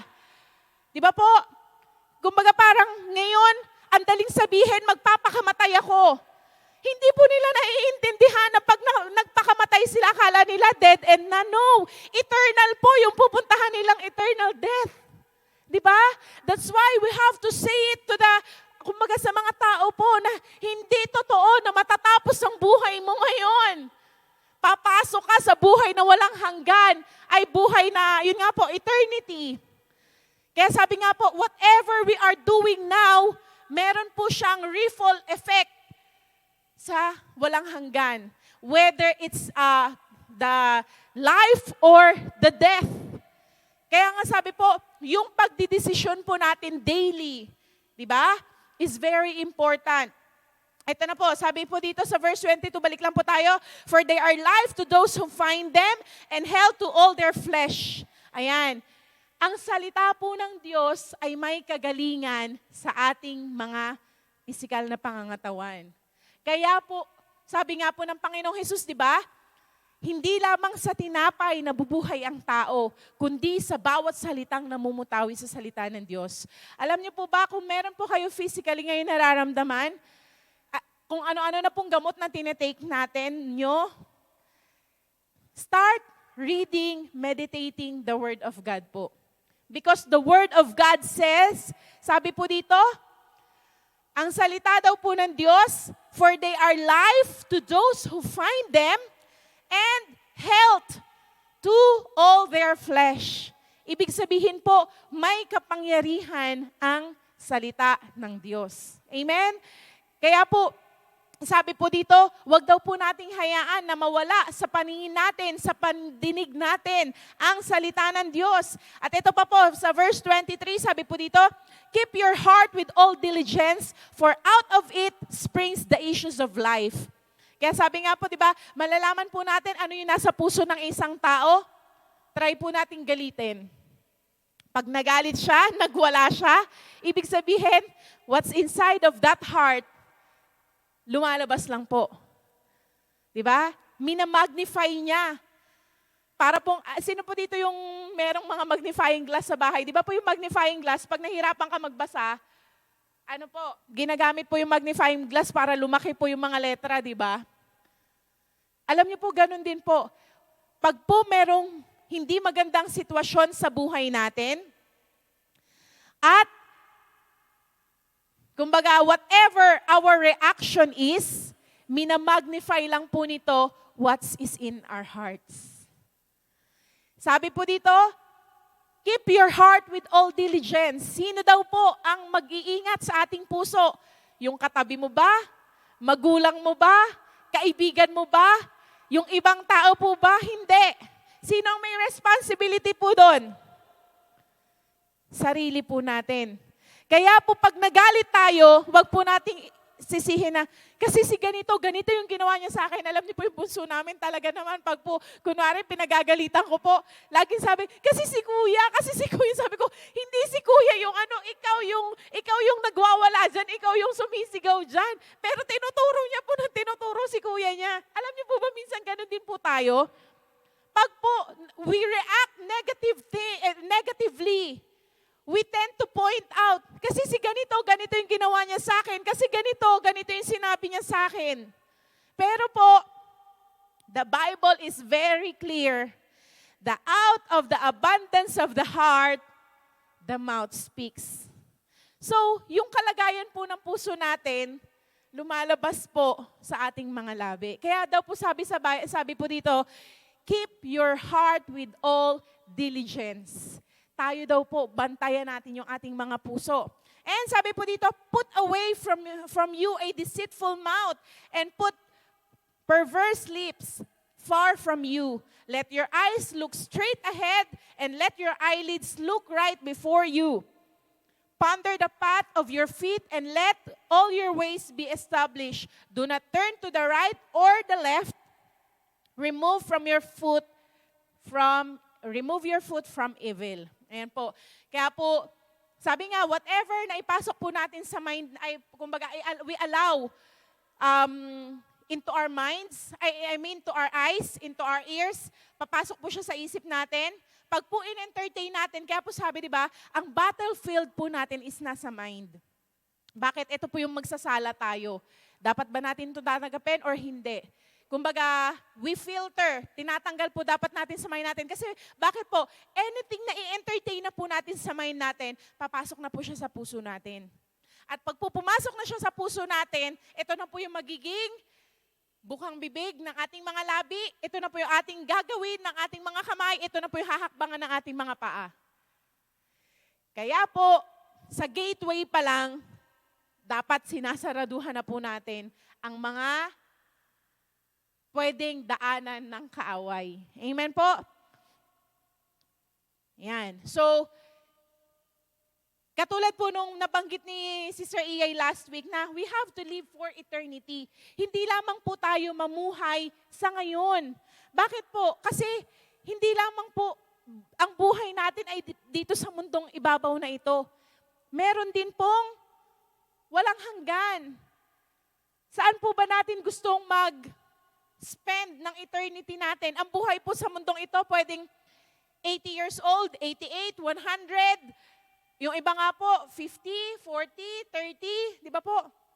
Naalala ko po lang, speaking of age, di ba tayo po, we tend to, kahapon pa birthday ni Jeff, doon po sa, ano po ba yun, note po ba yun, yung sa messenger, di ba makikita mo yun, nakalagay po sa kanya +1. Usually, yung mga nagba-birthday po, nakikita ko, pinopost po nila +1. Which is totoo naman kasi nadagdagan yung edad nila, tama po ba? But here's the other reality. Tuwing nagba-birthday po tayo, nababawasan ang panahon natin sa mundong ito. Tama po ba?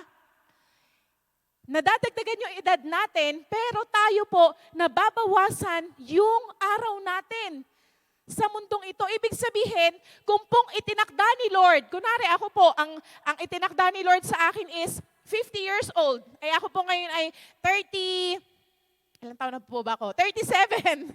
Hindi po, ayoko po magbago ng edad kasi ano po yun gift yun ng Panginoon sa atin, sa bawat isa. So 37, pag nag-38 po ako sa September, madadagdagan po yung edad ko, pero mababawasan, ibig sabihin po nun, mababawasan yung oras at pamamalagi ko po dito sa mundo. Kaya po ang tanong, sa bawat buhay, sa bawat araw po na desisyon natin, sa bawat papasok tayo tuwing magba-birthday tayo, paano po natin ini-spend yung buhay natin? Kunwari po, may nakasakit sa atin. Hintayin ko na lang yung panahon para mapatawad ko siya. Alam niyo po, hindi ako naniniwala na time heals. Because only Jesus heals. Amen? Kasi po sinasabi natin na, tsaka ko na siya papatawarin. Paano po kung yung tsaka na yun, kunin na tayo ni Lord? Alam niyo po ba, may isa po akong panaginip na kaya po laging ito po yung nire-remind ko sa sarili ko. Sa panaginip ko po, nag-rapture. Alam niyo po yung rapture, mamaya sasabihin ko rin po sa inyo. Doon po sa panaginip ko, nag-rapture po. At kumbaga lahat po ng tao, kumbaga nakita, talagang napakaliwanag nung sky. Tapos yun nga po, yung clouds, nandun si Jesus, nandun yung mga angels, mga nakakabayo. Tapos nag-aangata na po. Yung kumbaga, alam niyo po yun, parang sa movie, di ba? Kumbaga, umaangat na. Ako din po, ramdam ko na, sabi ko, parang excited ako makita si Jesus, umaangat na ako.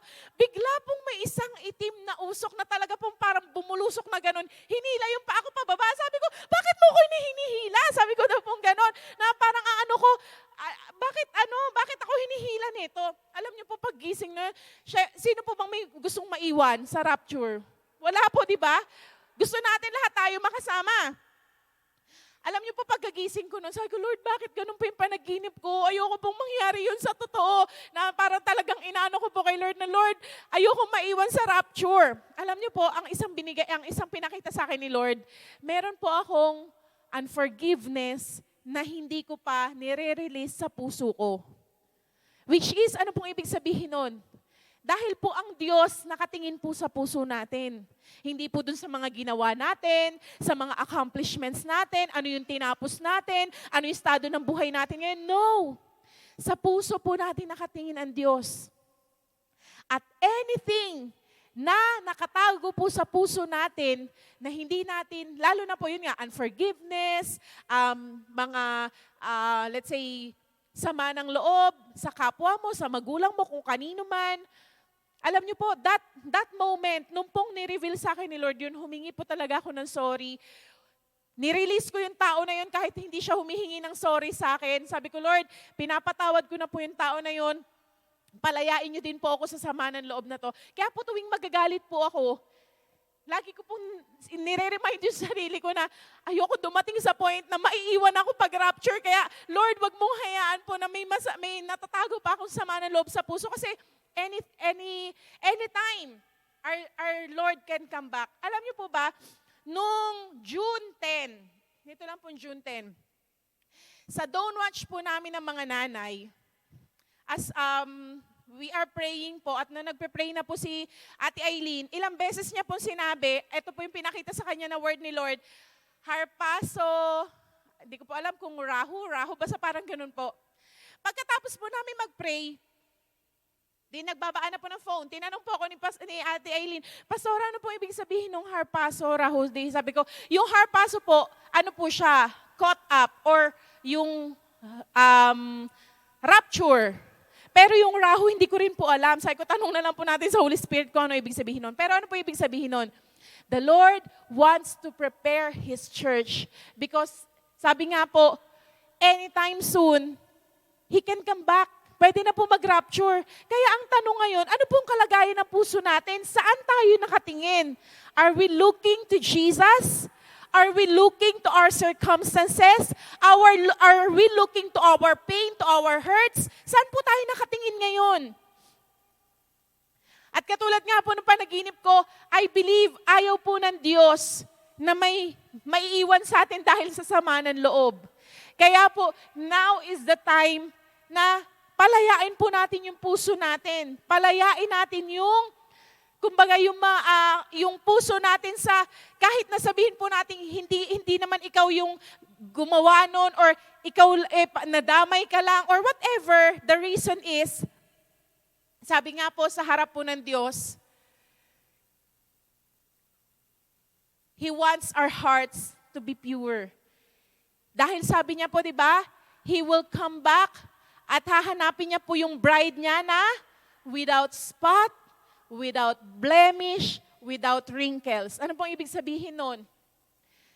Tayo po na mga mananampalataya ng Panginoon, gusto po ng Diyos na madatnan niya tayo na yung may dalisay na puso po sa harap niya. Maaring mahirap po talaga, mahirap magpatawad. Di ba pag nasaktan po tayo, sino dito yung nasaktan na po? Lahat tayo. Kasi tao po tayo eh. Tayo eh. Kumbaga parang prone po tayo na ma-offend. Prone tayo na masaktan, di ba? Sa mga nakikita natin, sa mga sinasabi sa atin. Di ba yung iba nga po, tingin lang, nakaka-offend eh. Di ba? Wala kang sinasabi yung iba, pero parang yung tingin sa'yo, parang nilalamon ka ng buhay. Pag hindi po tama puso natin, nakaka-offend yun eh. Pero po sabi, balik tayo dun sa Proverbs kanina. Sino po ang magbabantay ng puso natin? Di ba? Sino po ang magte-take care ng puso natin? Responsibility po natin yun, hindi po natin pwedeng iasa sa iba. And the Lord wants us to look on Him. Sabi po, di ba, sa salita niya, na look unto Jesus, the author and the finisher of our faith. Sa Hebrews nga po ba yun? Hebrews 12. Hebrews 12:2. Sabi po dito, looking unto Jesus, the author and the finisher of our faith, who for the joy that was set before Him endured the cross, despising the shame, and has sat down at the right hand of the throne of God. Kung sa tingin po natin na parang napakahirap ng sitwasyon natin ngayon, ikaw personally po, tayo personally, ang hirap-hirap ng sitwasyon natin ngayon. Alam niyo po ang susi, ito po, Hebrews 12:2. Looking unto Jesus. Tumingin po tayo sa Panginoong Jesus. Kasi bakit po? Kasi si Jesus po, napagtagumpayan niya, di ba? Sabi po dito, He endured the cross, despising the shame, lahat ng kahihiyan talaga po, di ba?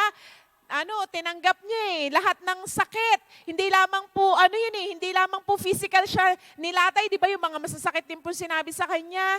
Everything, kumbaga na para pong sabihin na nating worst of the worst. Di ba po, yung dugo niya, grabe na, lumabas na mga dugo sa kanya. Sabi nga po dito, and has sat down at the right hand of the throne of God. Ibig sabihin po na pagtagumpay ng Panginoong Hesus yun. Kaya kanino po tayo titingin? Siyempre kay Lord po, kay Jesus, kasi siya yung nagtagumpay eh. Kasi po pag tumingin po tayo kay bishop, kay pastor, kay ate, kay kuya, kay leader, sa kung kanino pa man po, tao pa rin po tayo eh. We tend to fail, we tend to make mistakes, di ba po? Pag po sa tao tayo nakatingin, magbabackslide po tayo. Pero po pag kay Jesus tayo nakatingin, ano man po ang mangyari, we will continue to walk with Him. So sa umaga pong ito, sa mga first-time visitor po, maaari pong ang bansa po natin ay, kumbaga sabi nga po, the Word of God is, kumbaga, free na naririnig po natin. Kaya alam ko po na talagang wala pong magsasabi sa bansa natin. Maliban na lang po siguro sa mga indigenous people na hindi nila narinig ang salita ng Diyos. Kaya alam ko po somehow, meron na pong natatanim sa puso yun nga po sa mga first-time visitor natin. But this moment po, if you want to really believe in your heart, receive the Lord Jesus Christ in your heart, decision po yun. Personal decision po natin yun. Dahil ang Panginoong Hesus po, He wants to have fellowship and relationship to each and every one of us po. Nais po ng Diyos na, kumbaga tayo po personally, kilalanin natin siya bilang Diyos. Ang Panginoong Hesus po na nagkatawang tao, bumaba dito sa mundong ito, yun nga po, napako sa krus, katulad yung binasa po natin kanina. Lahat ng kahihiyan, lahat ng sakit, tinanggap niya. Even lahat po ng kasalanan natin, inako niya po. Tinanggap niya. Na tayo pong dapat na mapahamak, mapunta sa eternal death, yung pong ating mga kaluluwa, ayan po, balik lang po tayo dun sa body, soul, spirit. Pag namatay po tayo, ito pong katawang lupa natin na to, binabaon sa lupa, nabubulok, nagiging alabok muli. Dahil sabi nga po, sa alabok, ang tao ay sa alabok galing, sa alabok babalik din. Tayo po ay alabok lang. Kaya po kahit anong pagpaparetoke, pagpapaganda gawin natin sa katawang lupa na ito, pag dumating po ang time, iiwanan natin po to. Yung sinasabi pong wala tayong madadala, kahit ginto pa po yung ngipin natin, kahit reban pa po tayo every month, lahat po yan, iiwanan natin. Kaya po ano yung isang gusto po ng Diyos na paghandaan natin, yung kaluluwa po natin, because our soul, ito po yung papasok sa eternity. Yung soul po natin, yung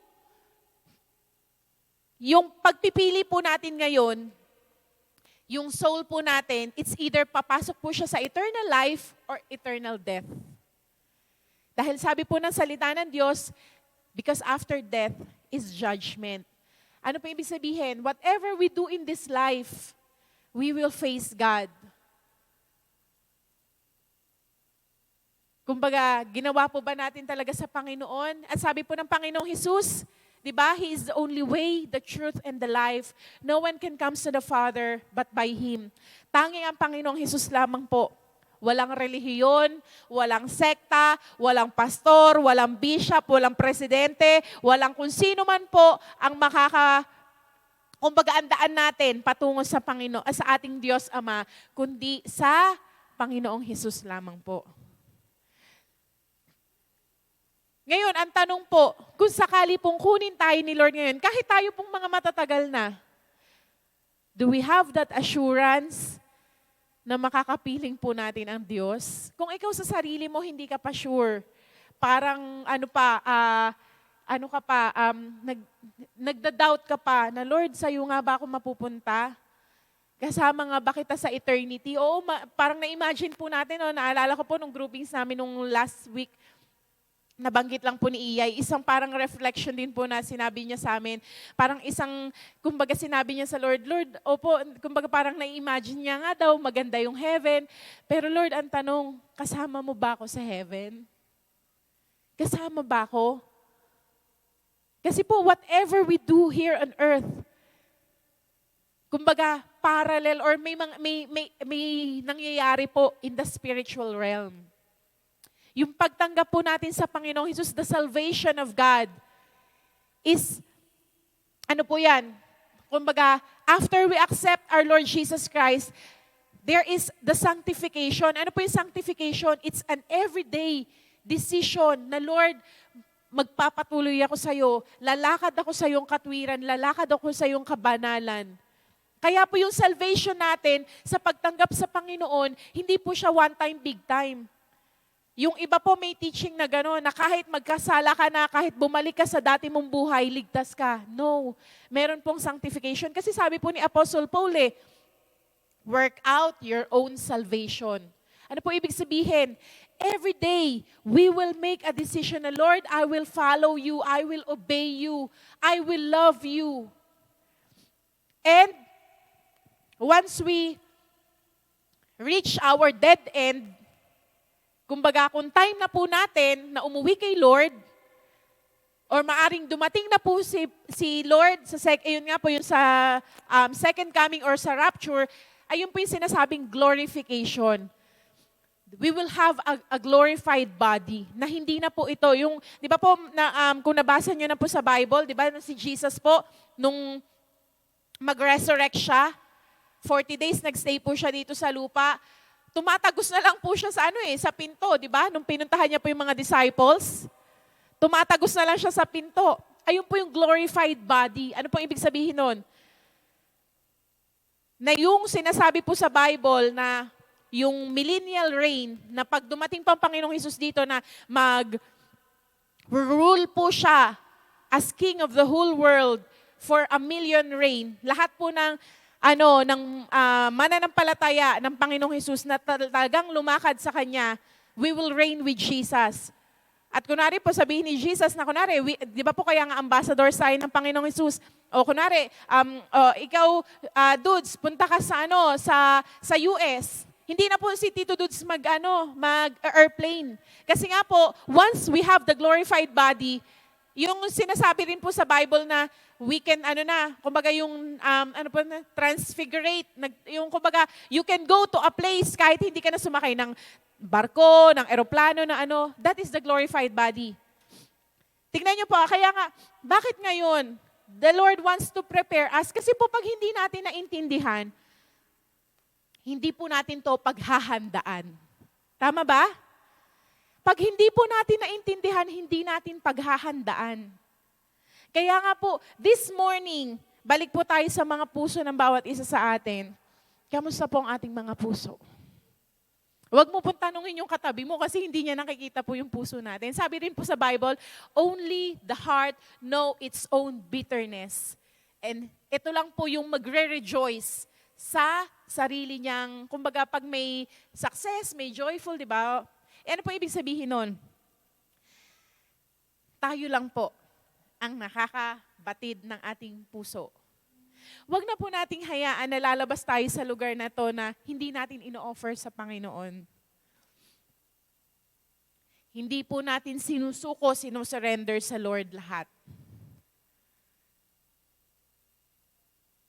Bakit po? Para anytime po dumating ang Panginoon, di ba po, we can face to Him blameless, without spot, without blemish. I believe the Lord wants to set His people free this morning. Gusto po ni Lord na palayain tayo. Kasi sabi niya nga po, di ba, the Spirit of the Lord, the Holy Spirit is here with us. He wants to set the captives free. He wants to heal the brokenhearted. He wants to give sight to the blind.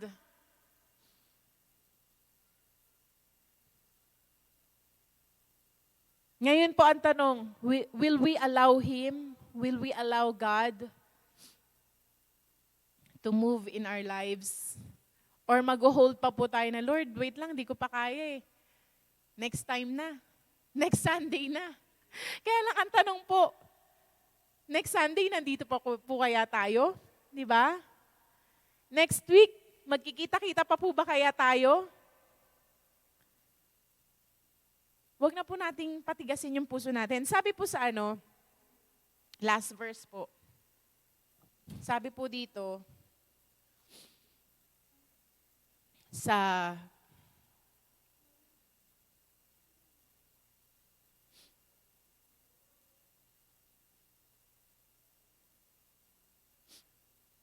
Revelation po.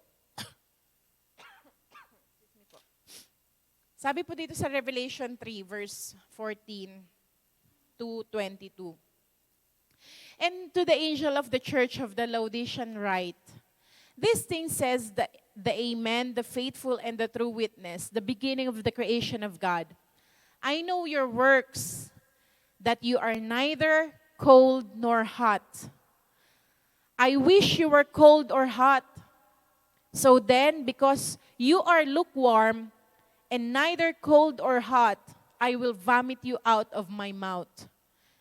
Because you say, I am rich, I have become wealthy, and I have need of nothing. And do not know that you are wretched, miserable, poor, blind, and naked. I counsel you to buy from me gold refined in the fire, that you may be rich, and white garments, that you may be clothed, that the shame of your nakedness may not be revealed, and anoint your eyes with the eye salve, that you may see. As many as I love, I rebuke and chasten. Therefore, be zealous and repent. Behold, I stand at the door and knock. If anyone hears my voice and opens the door, I will come in to him and dine with him, and he with me. To him who overcomes, I will grant him to sit with me on my throne, as I also overcome and sit down with my Father on his throne. He who has an ear, let him hear what the Spirit says to the churches. Let our spiritual ears be open this morning, I pray. Na ang bawat isa po sa atin, if we need to redirect our path, if we need na, yun nga po katulad ni Abraham, pinaalis siya ni Lord doon, let's have an obedient heart. Let's have a full trust sa atin pong Panginoon this morning. Can we all bow down our heads and close our eyes? Katulad po nung shinare sa atin ni Iyay last week, sabi nga po, ano ba yung pag sinabing repent, di ba? Katulad po nung binasa din natin dito sa Revelation. Ang gusto po ng Diyos, as we repent, we go back to Him. We remove our own ways, our old ways, and we go back to God. At sabi nga po, the true repentance is, we admit our sins. Kasi hindi po tayo magre-repent pag pagdidiinan natin na hindi tayo nagkasala. Di ba po? Mahirap po mag-repent pag i-defend natin yung sarili natin na hindi naman ako nagkamali, hindi naman ako nagkasala eh. There will be no true repentance on it. Kaya po sabi nga po, first we have to admit our sins. Next, we have to assume responsibility and yun nga po, may acceptance sa consequences. Pero the great news is, as we repent before the Lord, sabi nga po, di ba sa John 1:9, if we confess our sins, He is faithful and just to forgive us and cleanse us from for all unrighteousness. Kaya sa umaga pong ito, can we have a short minute of time before the Lord na kung sa tingin niyo po, there are still issues into our hearts. Kasi tayo lang po personally ang nakakakilala sa sarili natin, di ba po? Ang Diyos at tayo lang po ang nakakaalam. Lord, meron po ba akong unforgiveness? Meron po ba akong mga offense sa puso ko? Meron po ba akong mga hindi mapatawad? Hindi, hindi ko sila matutunang mahalin kasi nagagalit ako sa kanila, sa ginawa nila sa akin. Lord, I release it to you this morning. Release po natin sa Panginoon. As His presence is in our midst, let there be a divine exchange. Ano po pag sinabing divine exchange? Yung pong sama ng loob natin, hinanakit natin, mga galit natin, ibigay po natin sa Panginoon at bibigyan niya po tayo ng kapayapaan, ng pag-ibig. That is the divine exchange sa presensya po ng Panginoon. Sige po, in a short minute of time, personally po, let's talk to God for He is here. He is moving and He wants to talk to each and every one of us.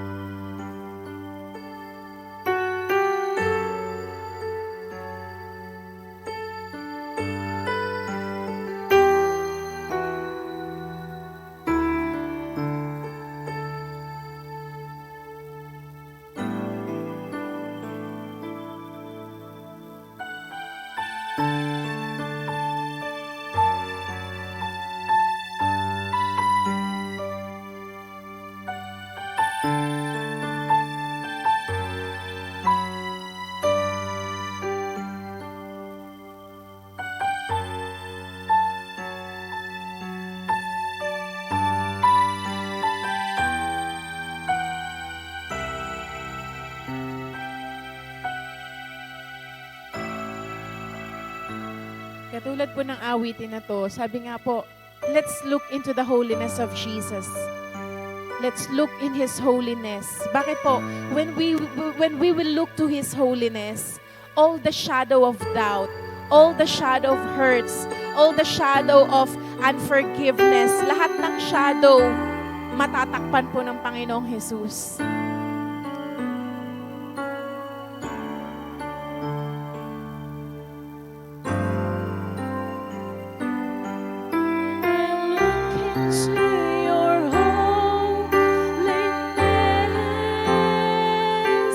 When I gaze into your loveliness,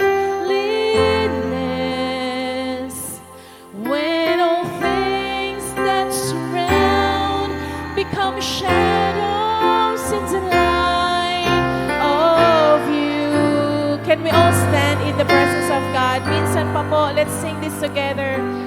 When I look into your holiness,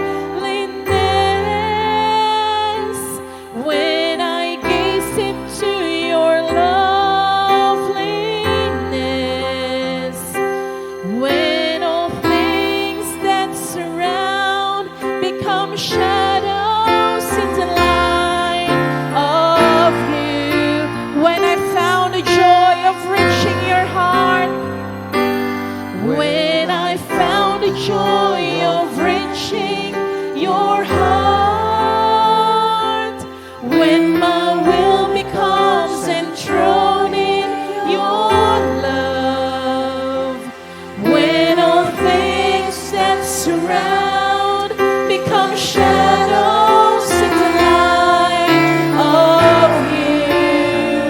Oh, let's worship our God. I worship you.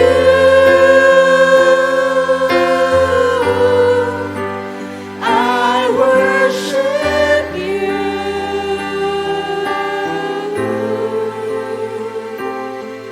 The reason I live is to worship you. I worship you.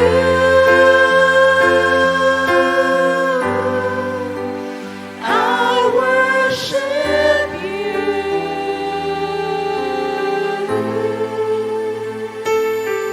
The reason I live is to worship you. As we worship our God this morning, kung gusto niyo po na maipanalangin kayo, we are opening the altar.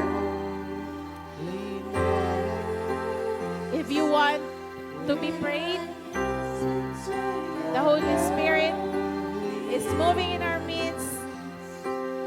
When all things that surround become shadows in the light of you.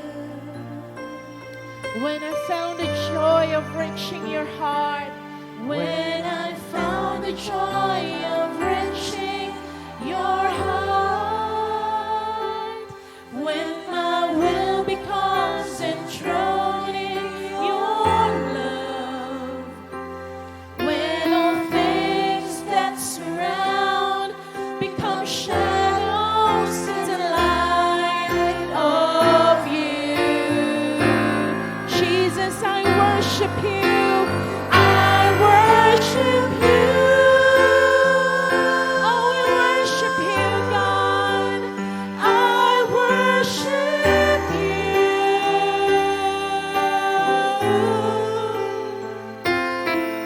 The reason I live is to worship you. Only you. I worship you.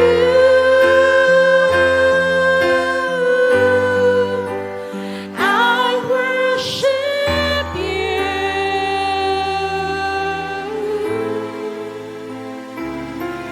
The reason I live is to worship you. The reason I live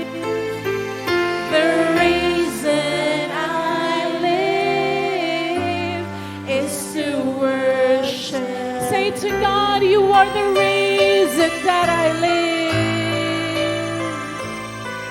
The reason I live is to worship. Can I ask Ate Aileen po to come? Wala na po ba?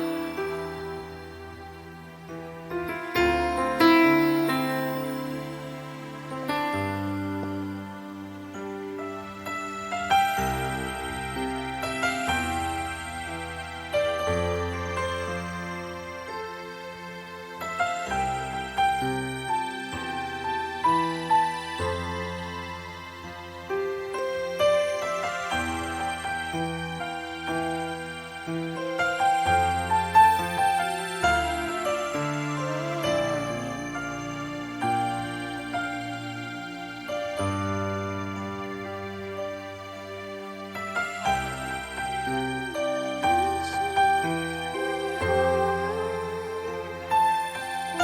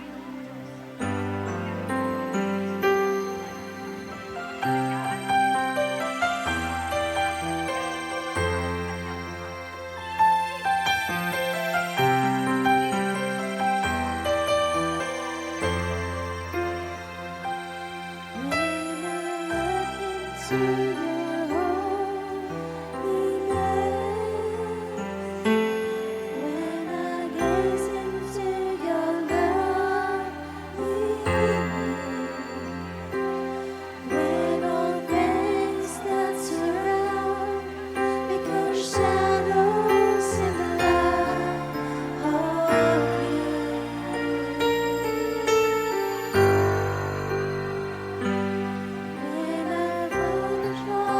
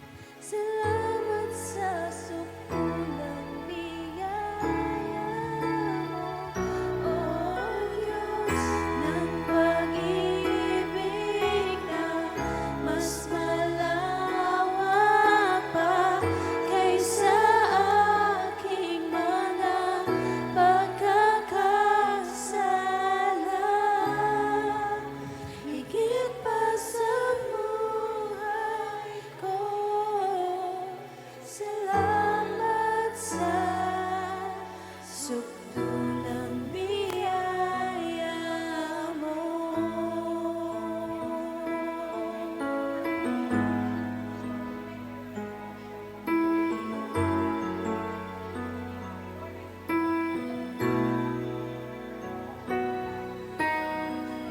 Habang hindi karapat-dapat, pag-ukulan ng habag at wagas mong pagsinta.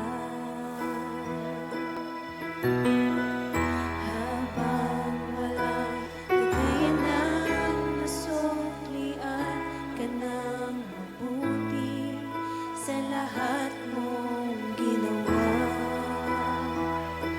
Niyakap mo ako sa aking karunihan. Inibig mo ako nang di kayang tumbasan.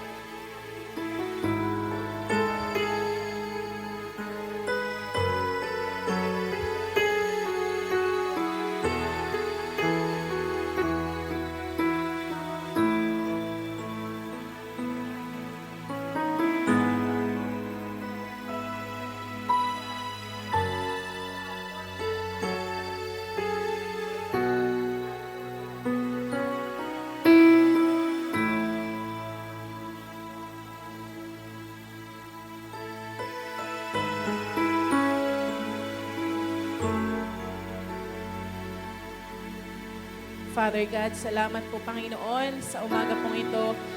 We thank you, O God, for Lord, we believe you have ministered to each and every one of us, O God. Na Lord, ang buhay po ng bawat isa ay gano'n na lang kahalaga, gano'n na lang kaimportante sa iyo, O God. Na Lord, you want us to be prepared anytime. You want us, Lord, to always look unto you.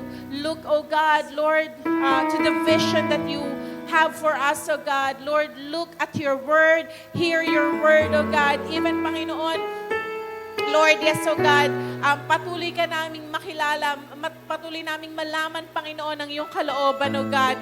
And Father God, sa mga kapatid po namin, O God, na ngayon lang namin nakasama, O God, this day, O God, Lord, thank you, O God, for opening up their hearts unto you. Thank you, O God, Lord, nananampalataya po ako na ikaw ang Diyos na Lord, patuloy na maggagabay sa kanila, O God. Lord, in your word, in your righteousness, O God. At Lord, help them, O God. Lord, O God, to know you more, O God, and Lord, reveal yourself unto them. Maging Lord, sa bawat isa, O God, na naririto na yung mga anak, O God. Lord, thank you, O God, for the freedom, for the liberty, O God, for the peace, for the joy, for the hope, O God. Even, Lord, for the restoration, O God. At Lord, salamat, O God, for we believe, O God, that Lord, hindi, Panginoon, ito ang katapusan, O God, but Lord, you will continuously to move, O God, into each and everyone's lives, O God, in every day, Panginoon, ng amin pong mga buhay. Lord, you alone receive all the highest praise and glory because you alone deserve it. We love you, we praise you, we adore you. In Jesus' mighty name, these things we pray. Amen and amen.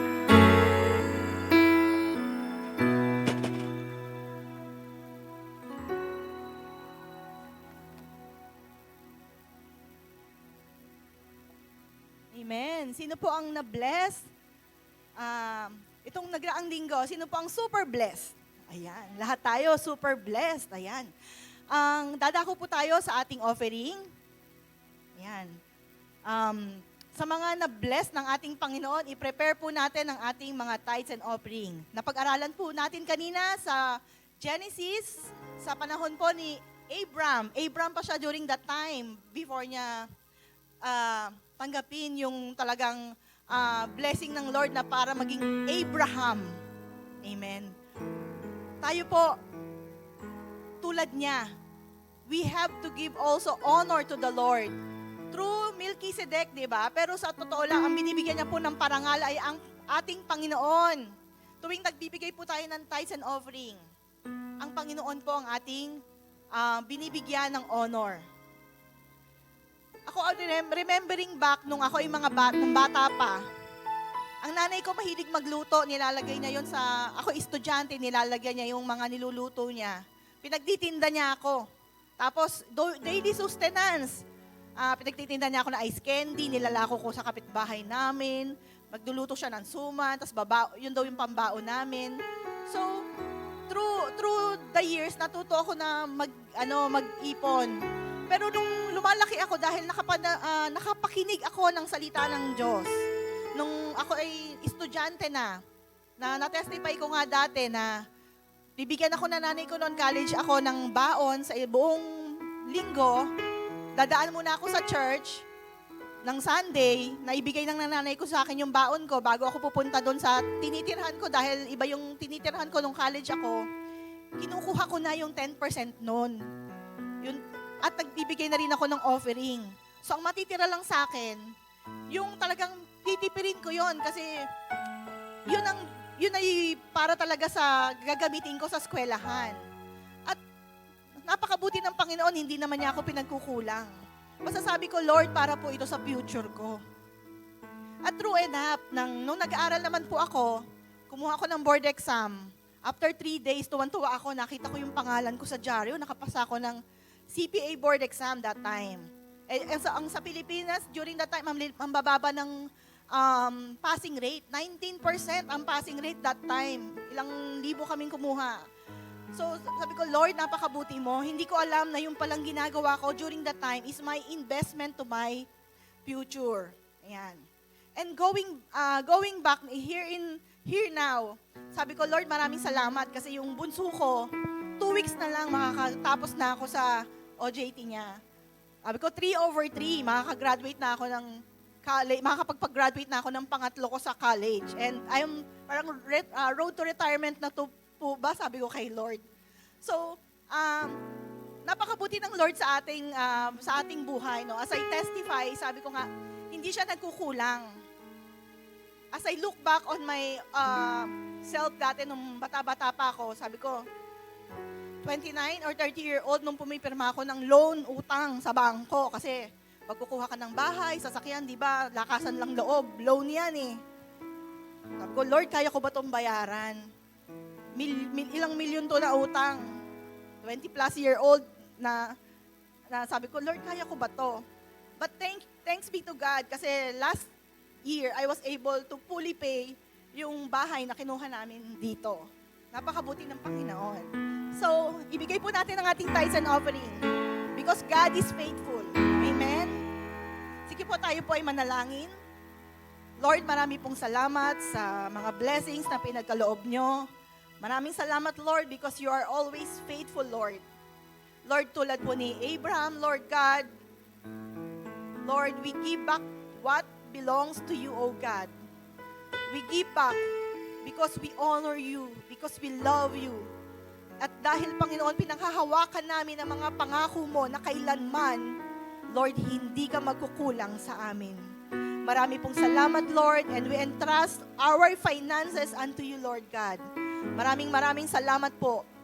Dahil, Lord, sa iyo, ang pagpapala ay buhos, Lord, na tulad ng ulan.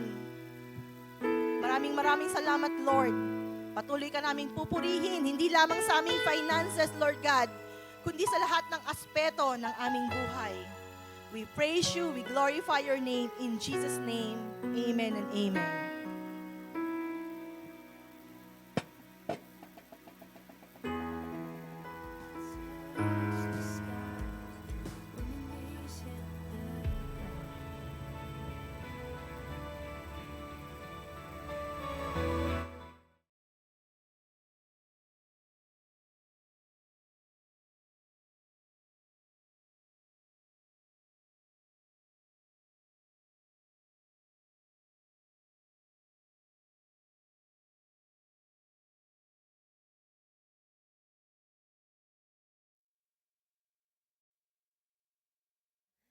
Yan. Magkakaroon po muna tayo ng grouping sa magsasama po yung mga tatay, mga nanay, youth, young pro na babae and lalaki po. At is 3 po per group and magkaroon lang po tayo ng sharing po sa kung ano po yung na-receive po natin ngayong umaga.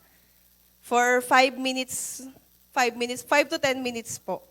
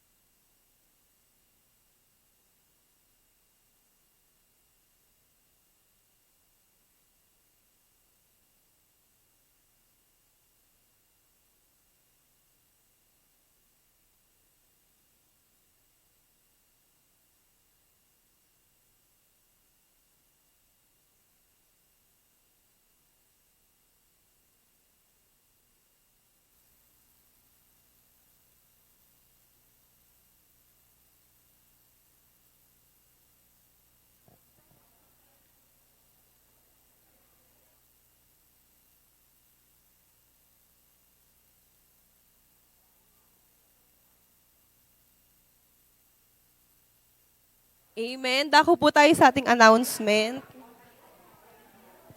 Balik po muna tayo sa ating mga pwesto.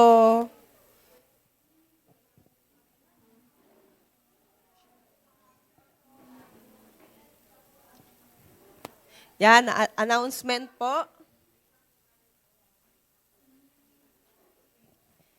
Yan. Sa June 30 po, magkakaroon po tayo ng recognition of graduates and awardees. I believe po nakapagpalista na po yung mga graduate po natin. So, ayan.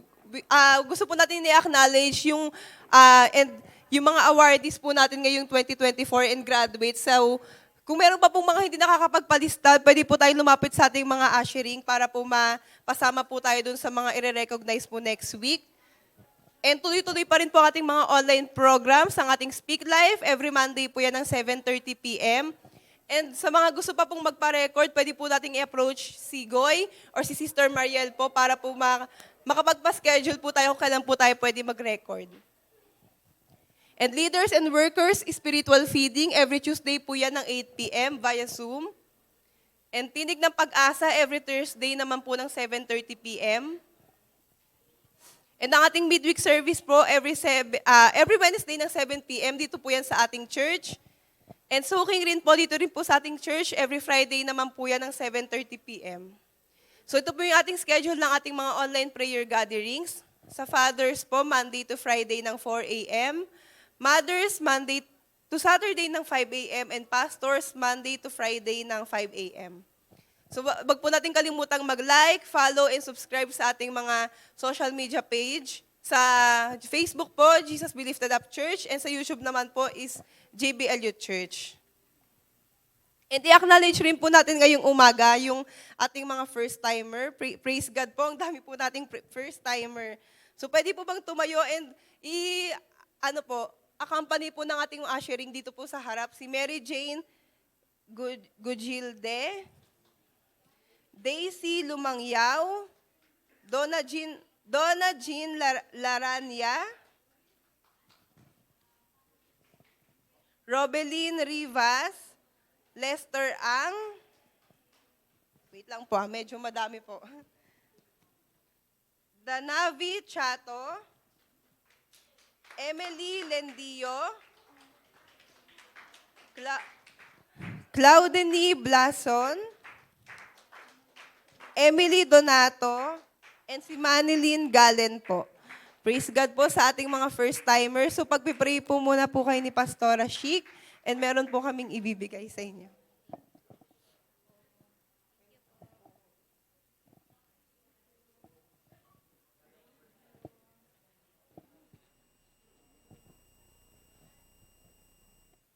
Ay, nasa CR pa po yung iba. So, welcome po sa Jesus Be Lifted Up Church. Kayo po ay malugod naming patuloy na inaanyayahan kung may free time po kayo pag Sunday or sa mga nakasama nyo po ba sa groups, nakuha nyo po ba yung mga numbers po nila para pwede po natin silang i-follow up at ayan, dahil, nabigyan naman na po ng nung ating ayan, papunta na po. Okay po, so, first time niyo po ba makaka-attend ng mga ganito pong gawain or nakaka-attend na po yung iba sa inyo? Naka-attend na po yung iba. Yung iba po ay first time. So, yun nga po, katulad ng nabanggit po natin kanina, ang Panginoong Hesus lang po ang tanging daan tungo sa Diyos Ama. So, wala po tayong ibang lalagyan ng ating pananampalataya kundi ang ating Panginoong Hesus. At sa ating pong paglakad sa mundong ito, alam po natin na may plano at layunin po ang Diyos sa bawat isa sa inyo. So sa bawat araw po ng ating buhay, desisyon po natin na ibigay ang ating pong buhay sa Panginoon. At yun nga po, anumang suliranin, anumang problema, alam po natin na ang Diyos ang kasama po natin at siya ang magbibigay po ng katagumpayan sa buhay ng bawat isa. Pwede po ba tayong lahat ay tumayo at tayo ay i-stretch po natin ang ating mga kamay sa kanila? Lord, salamat po sa buhay ng mga kapatid at magulang namin na nakasama ngayong umagang ito. Alam, Lord, namin na hindi po aksidente na dinala mo sila sa lugar na ito. Na, Lord, layunin at plano mo na marinig nila ang iyong salita, O God, upang sa gayon, Panginoon, na Lord, makilala ka nila at tunay na, Lord, mabuksan ang puso, Panginoon, ng bawat isa, O Diyos, ang katotohanan na tanging Ikaw lamang po ang aming daan tungo sa Diyos, Ama, at Ikaw po lamang ang nagbigay ng buhay para sa bawat isa. Lord, salamat sa dakilang pagmamahal mo sa kanila. Lord, dinideklara namin, Panginoon, ang iyong proteksyon, ang iyong pag-iingat, O God. Lord, maging ang salvation ng bawat isa sa kanila, O God, na Lord, Ikaw po ang nagkaloob. Lord, sabi mo nga sa iyong salita, O God, that your gift, O God, of salvation to each and every one of us is free, Panginoon.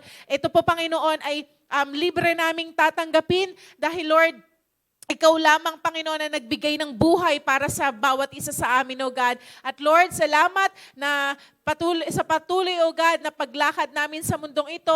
Lord, gabayan niyo po ang aming mga kapatid at magulang na to, O God. At Lord, anuman po, Panginoon, ang panalangin nila, dalangin po namin, O Diyos, na Ikaw po ang kakatugon nito sa kanila pong mga buhay. Bless their lives, bless their families, O God, even the works of their hands. Lord, patuloy na ingatan mo sila at gabayan, O God. At Lord, salamat, O God, na nanampalataya kami na hindi lamang ito ang, Lord, ang aming pagsasama-sama, kundi ito, Panginoon, ang simula, O God, na, Lord, na makakasama po namin sila in your, O God, in your, Lord, will and your purpose, Panginoon, sa buhay po ng bawat isa sa kanila. Sa inyo po namin silang mapagpalang kamay itinitiwala, O God. And Lord, we release your blessing, your favor, O God, sa buhay po nila. In Jesus' name, amen and amen. Pwede po bang let's give them our warm welcome. Welcome po sa bawat isa. Welcome po. Welcome po. Oh, wala may welcome po. Welcome po. Welcome po. Welcome po. Through the valley, there are shadows all around. Do not fear, He will guide you. He will keep you safe and sound.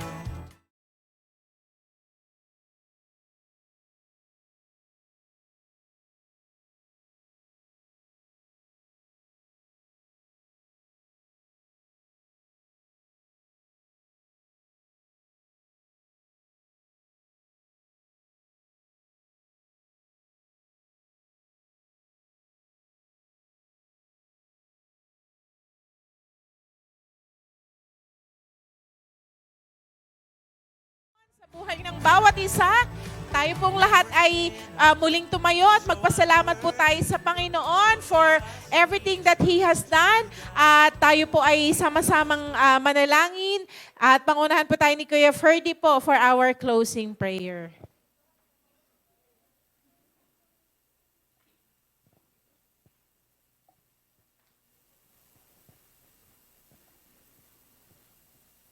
Hello. Tayo manalangin. Dakilang Diyos na banal sa pangalan namin Panginoong Hesus Kristo, maraming salamat, Lord, sa katagumpayan na aming gawain sa araw na ito, Lord. Tunay na Ikaw, O Diyos, nagbibigay buhay sa amin, O Lord. Salamat sa iyong salita na nagpaalala sa amin, O God, na kami karapat-dapat na sumunod sa iyong mandato, O God, at laging makinig sa iyong salita, Lord. Tunay na, O Diyos, na Ikaw ang buhay na Diyos na magbibigay sa amin ng lahat ng bagay, O God. Salamat, O God, sa iyong anak na ginamit, nagmagahayag iyong salita, Lord. Lord, bigyan mo ng kalakasan pa, O God. Ibalik mo ang nawala sa Kanya, Lord. At Lord, bigyan mo pa ng katalinuhan, O God, upang magampanan niya, O Lord, ang paghahayag na iyong salita. Lord, maging sa aming pag-uwi, sa aming tahanan, O God. Papalutan mo kami sa iyong banal na dugo, O Lord, upang kami, O God, ay makarating sa aming pagsamantalang tahanan, na kami ay ligtas, O God, na ang tagumpay ay maranasan namin na manggagaling lamang sa iyo, Lord. Muli, O God, ibinabalik namin lahat ng kapurihan, pasalamatan sa tanging pangalan namin, Panginoong Hesus. Amen.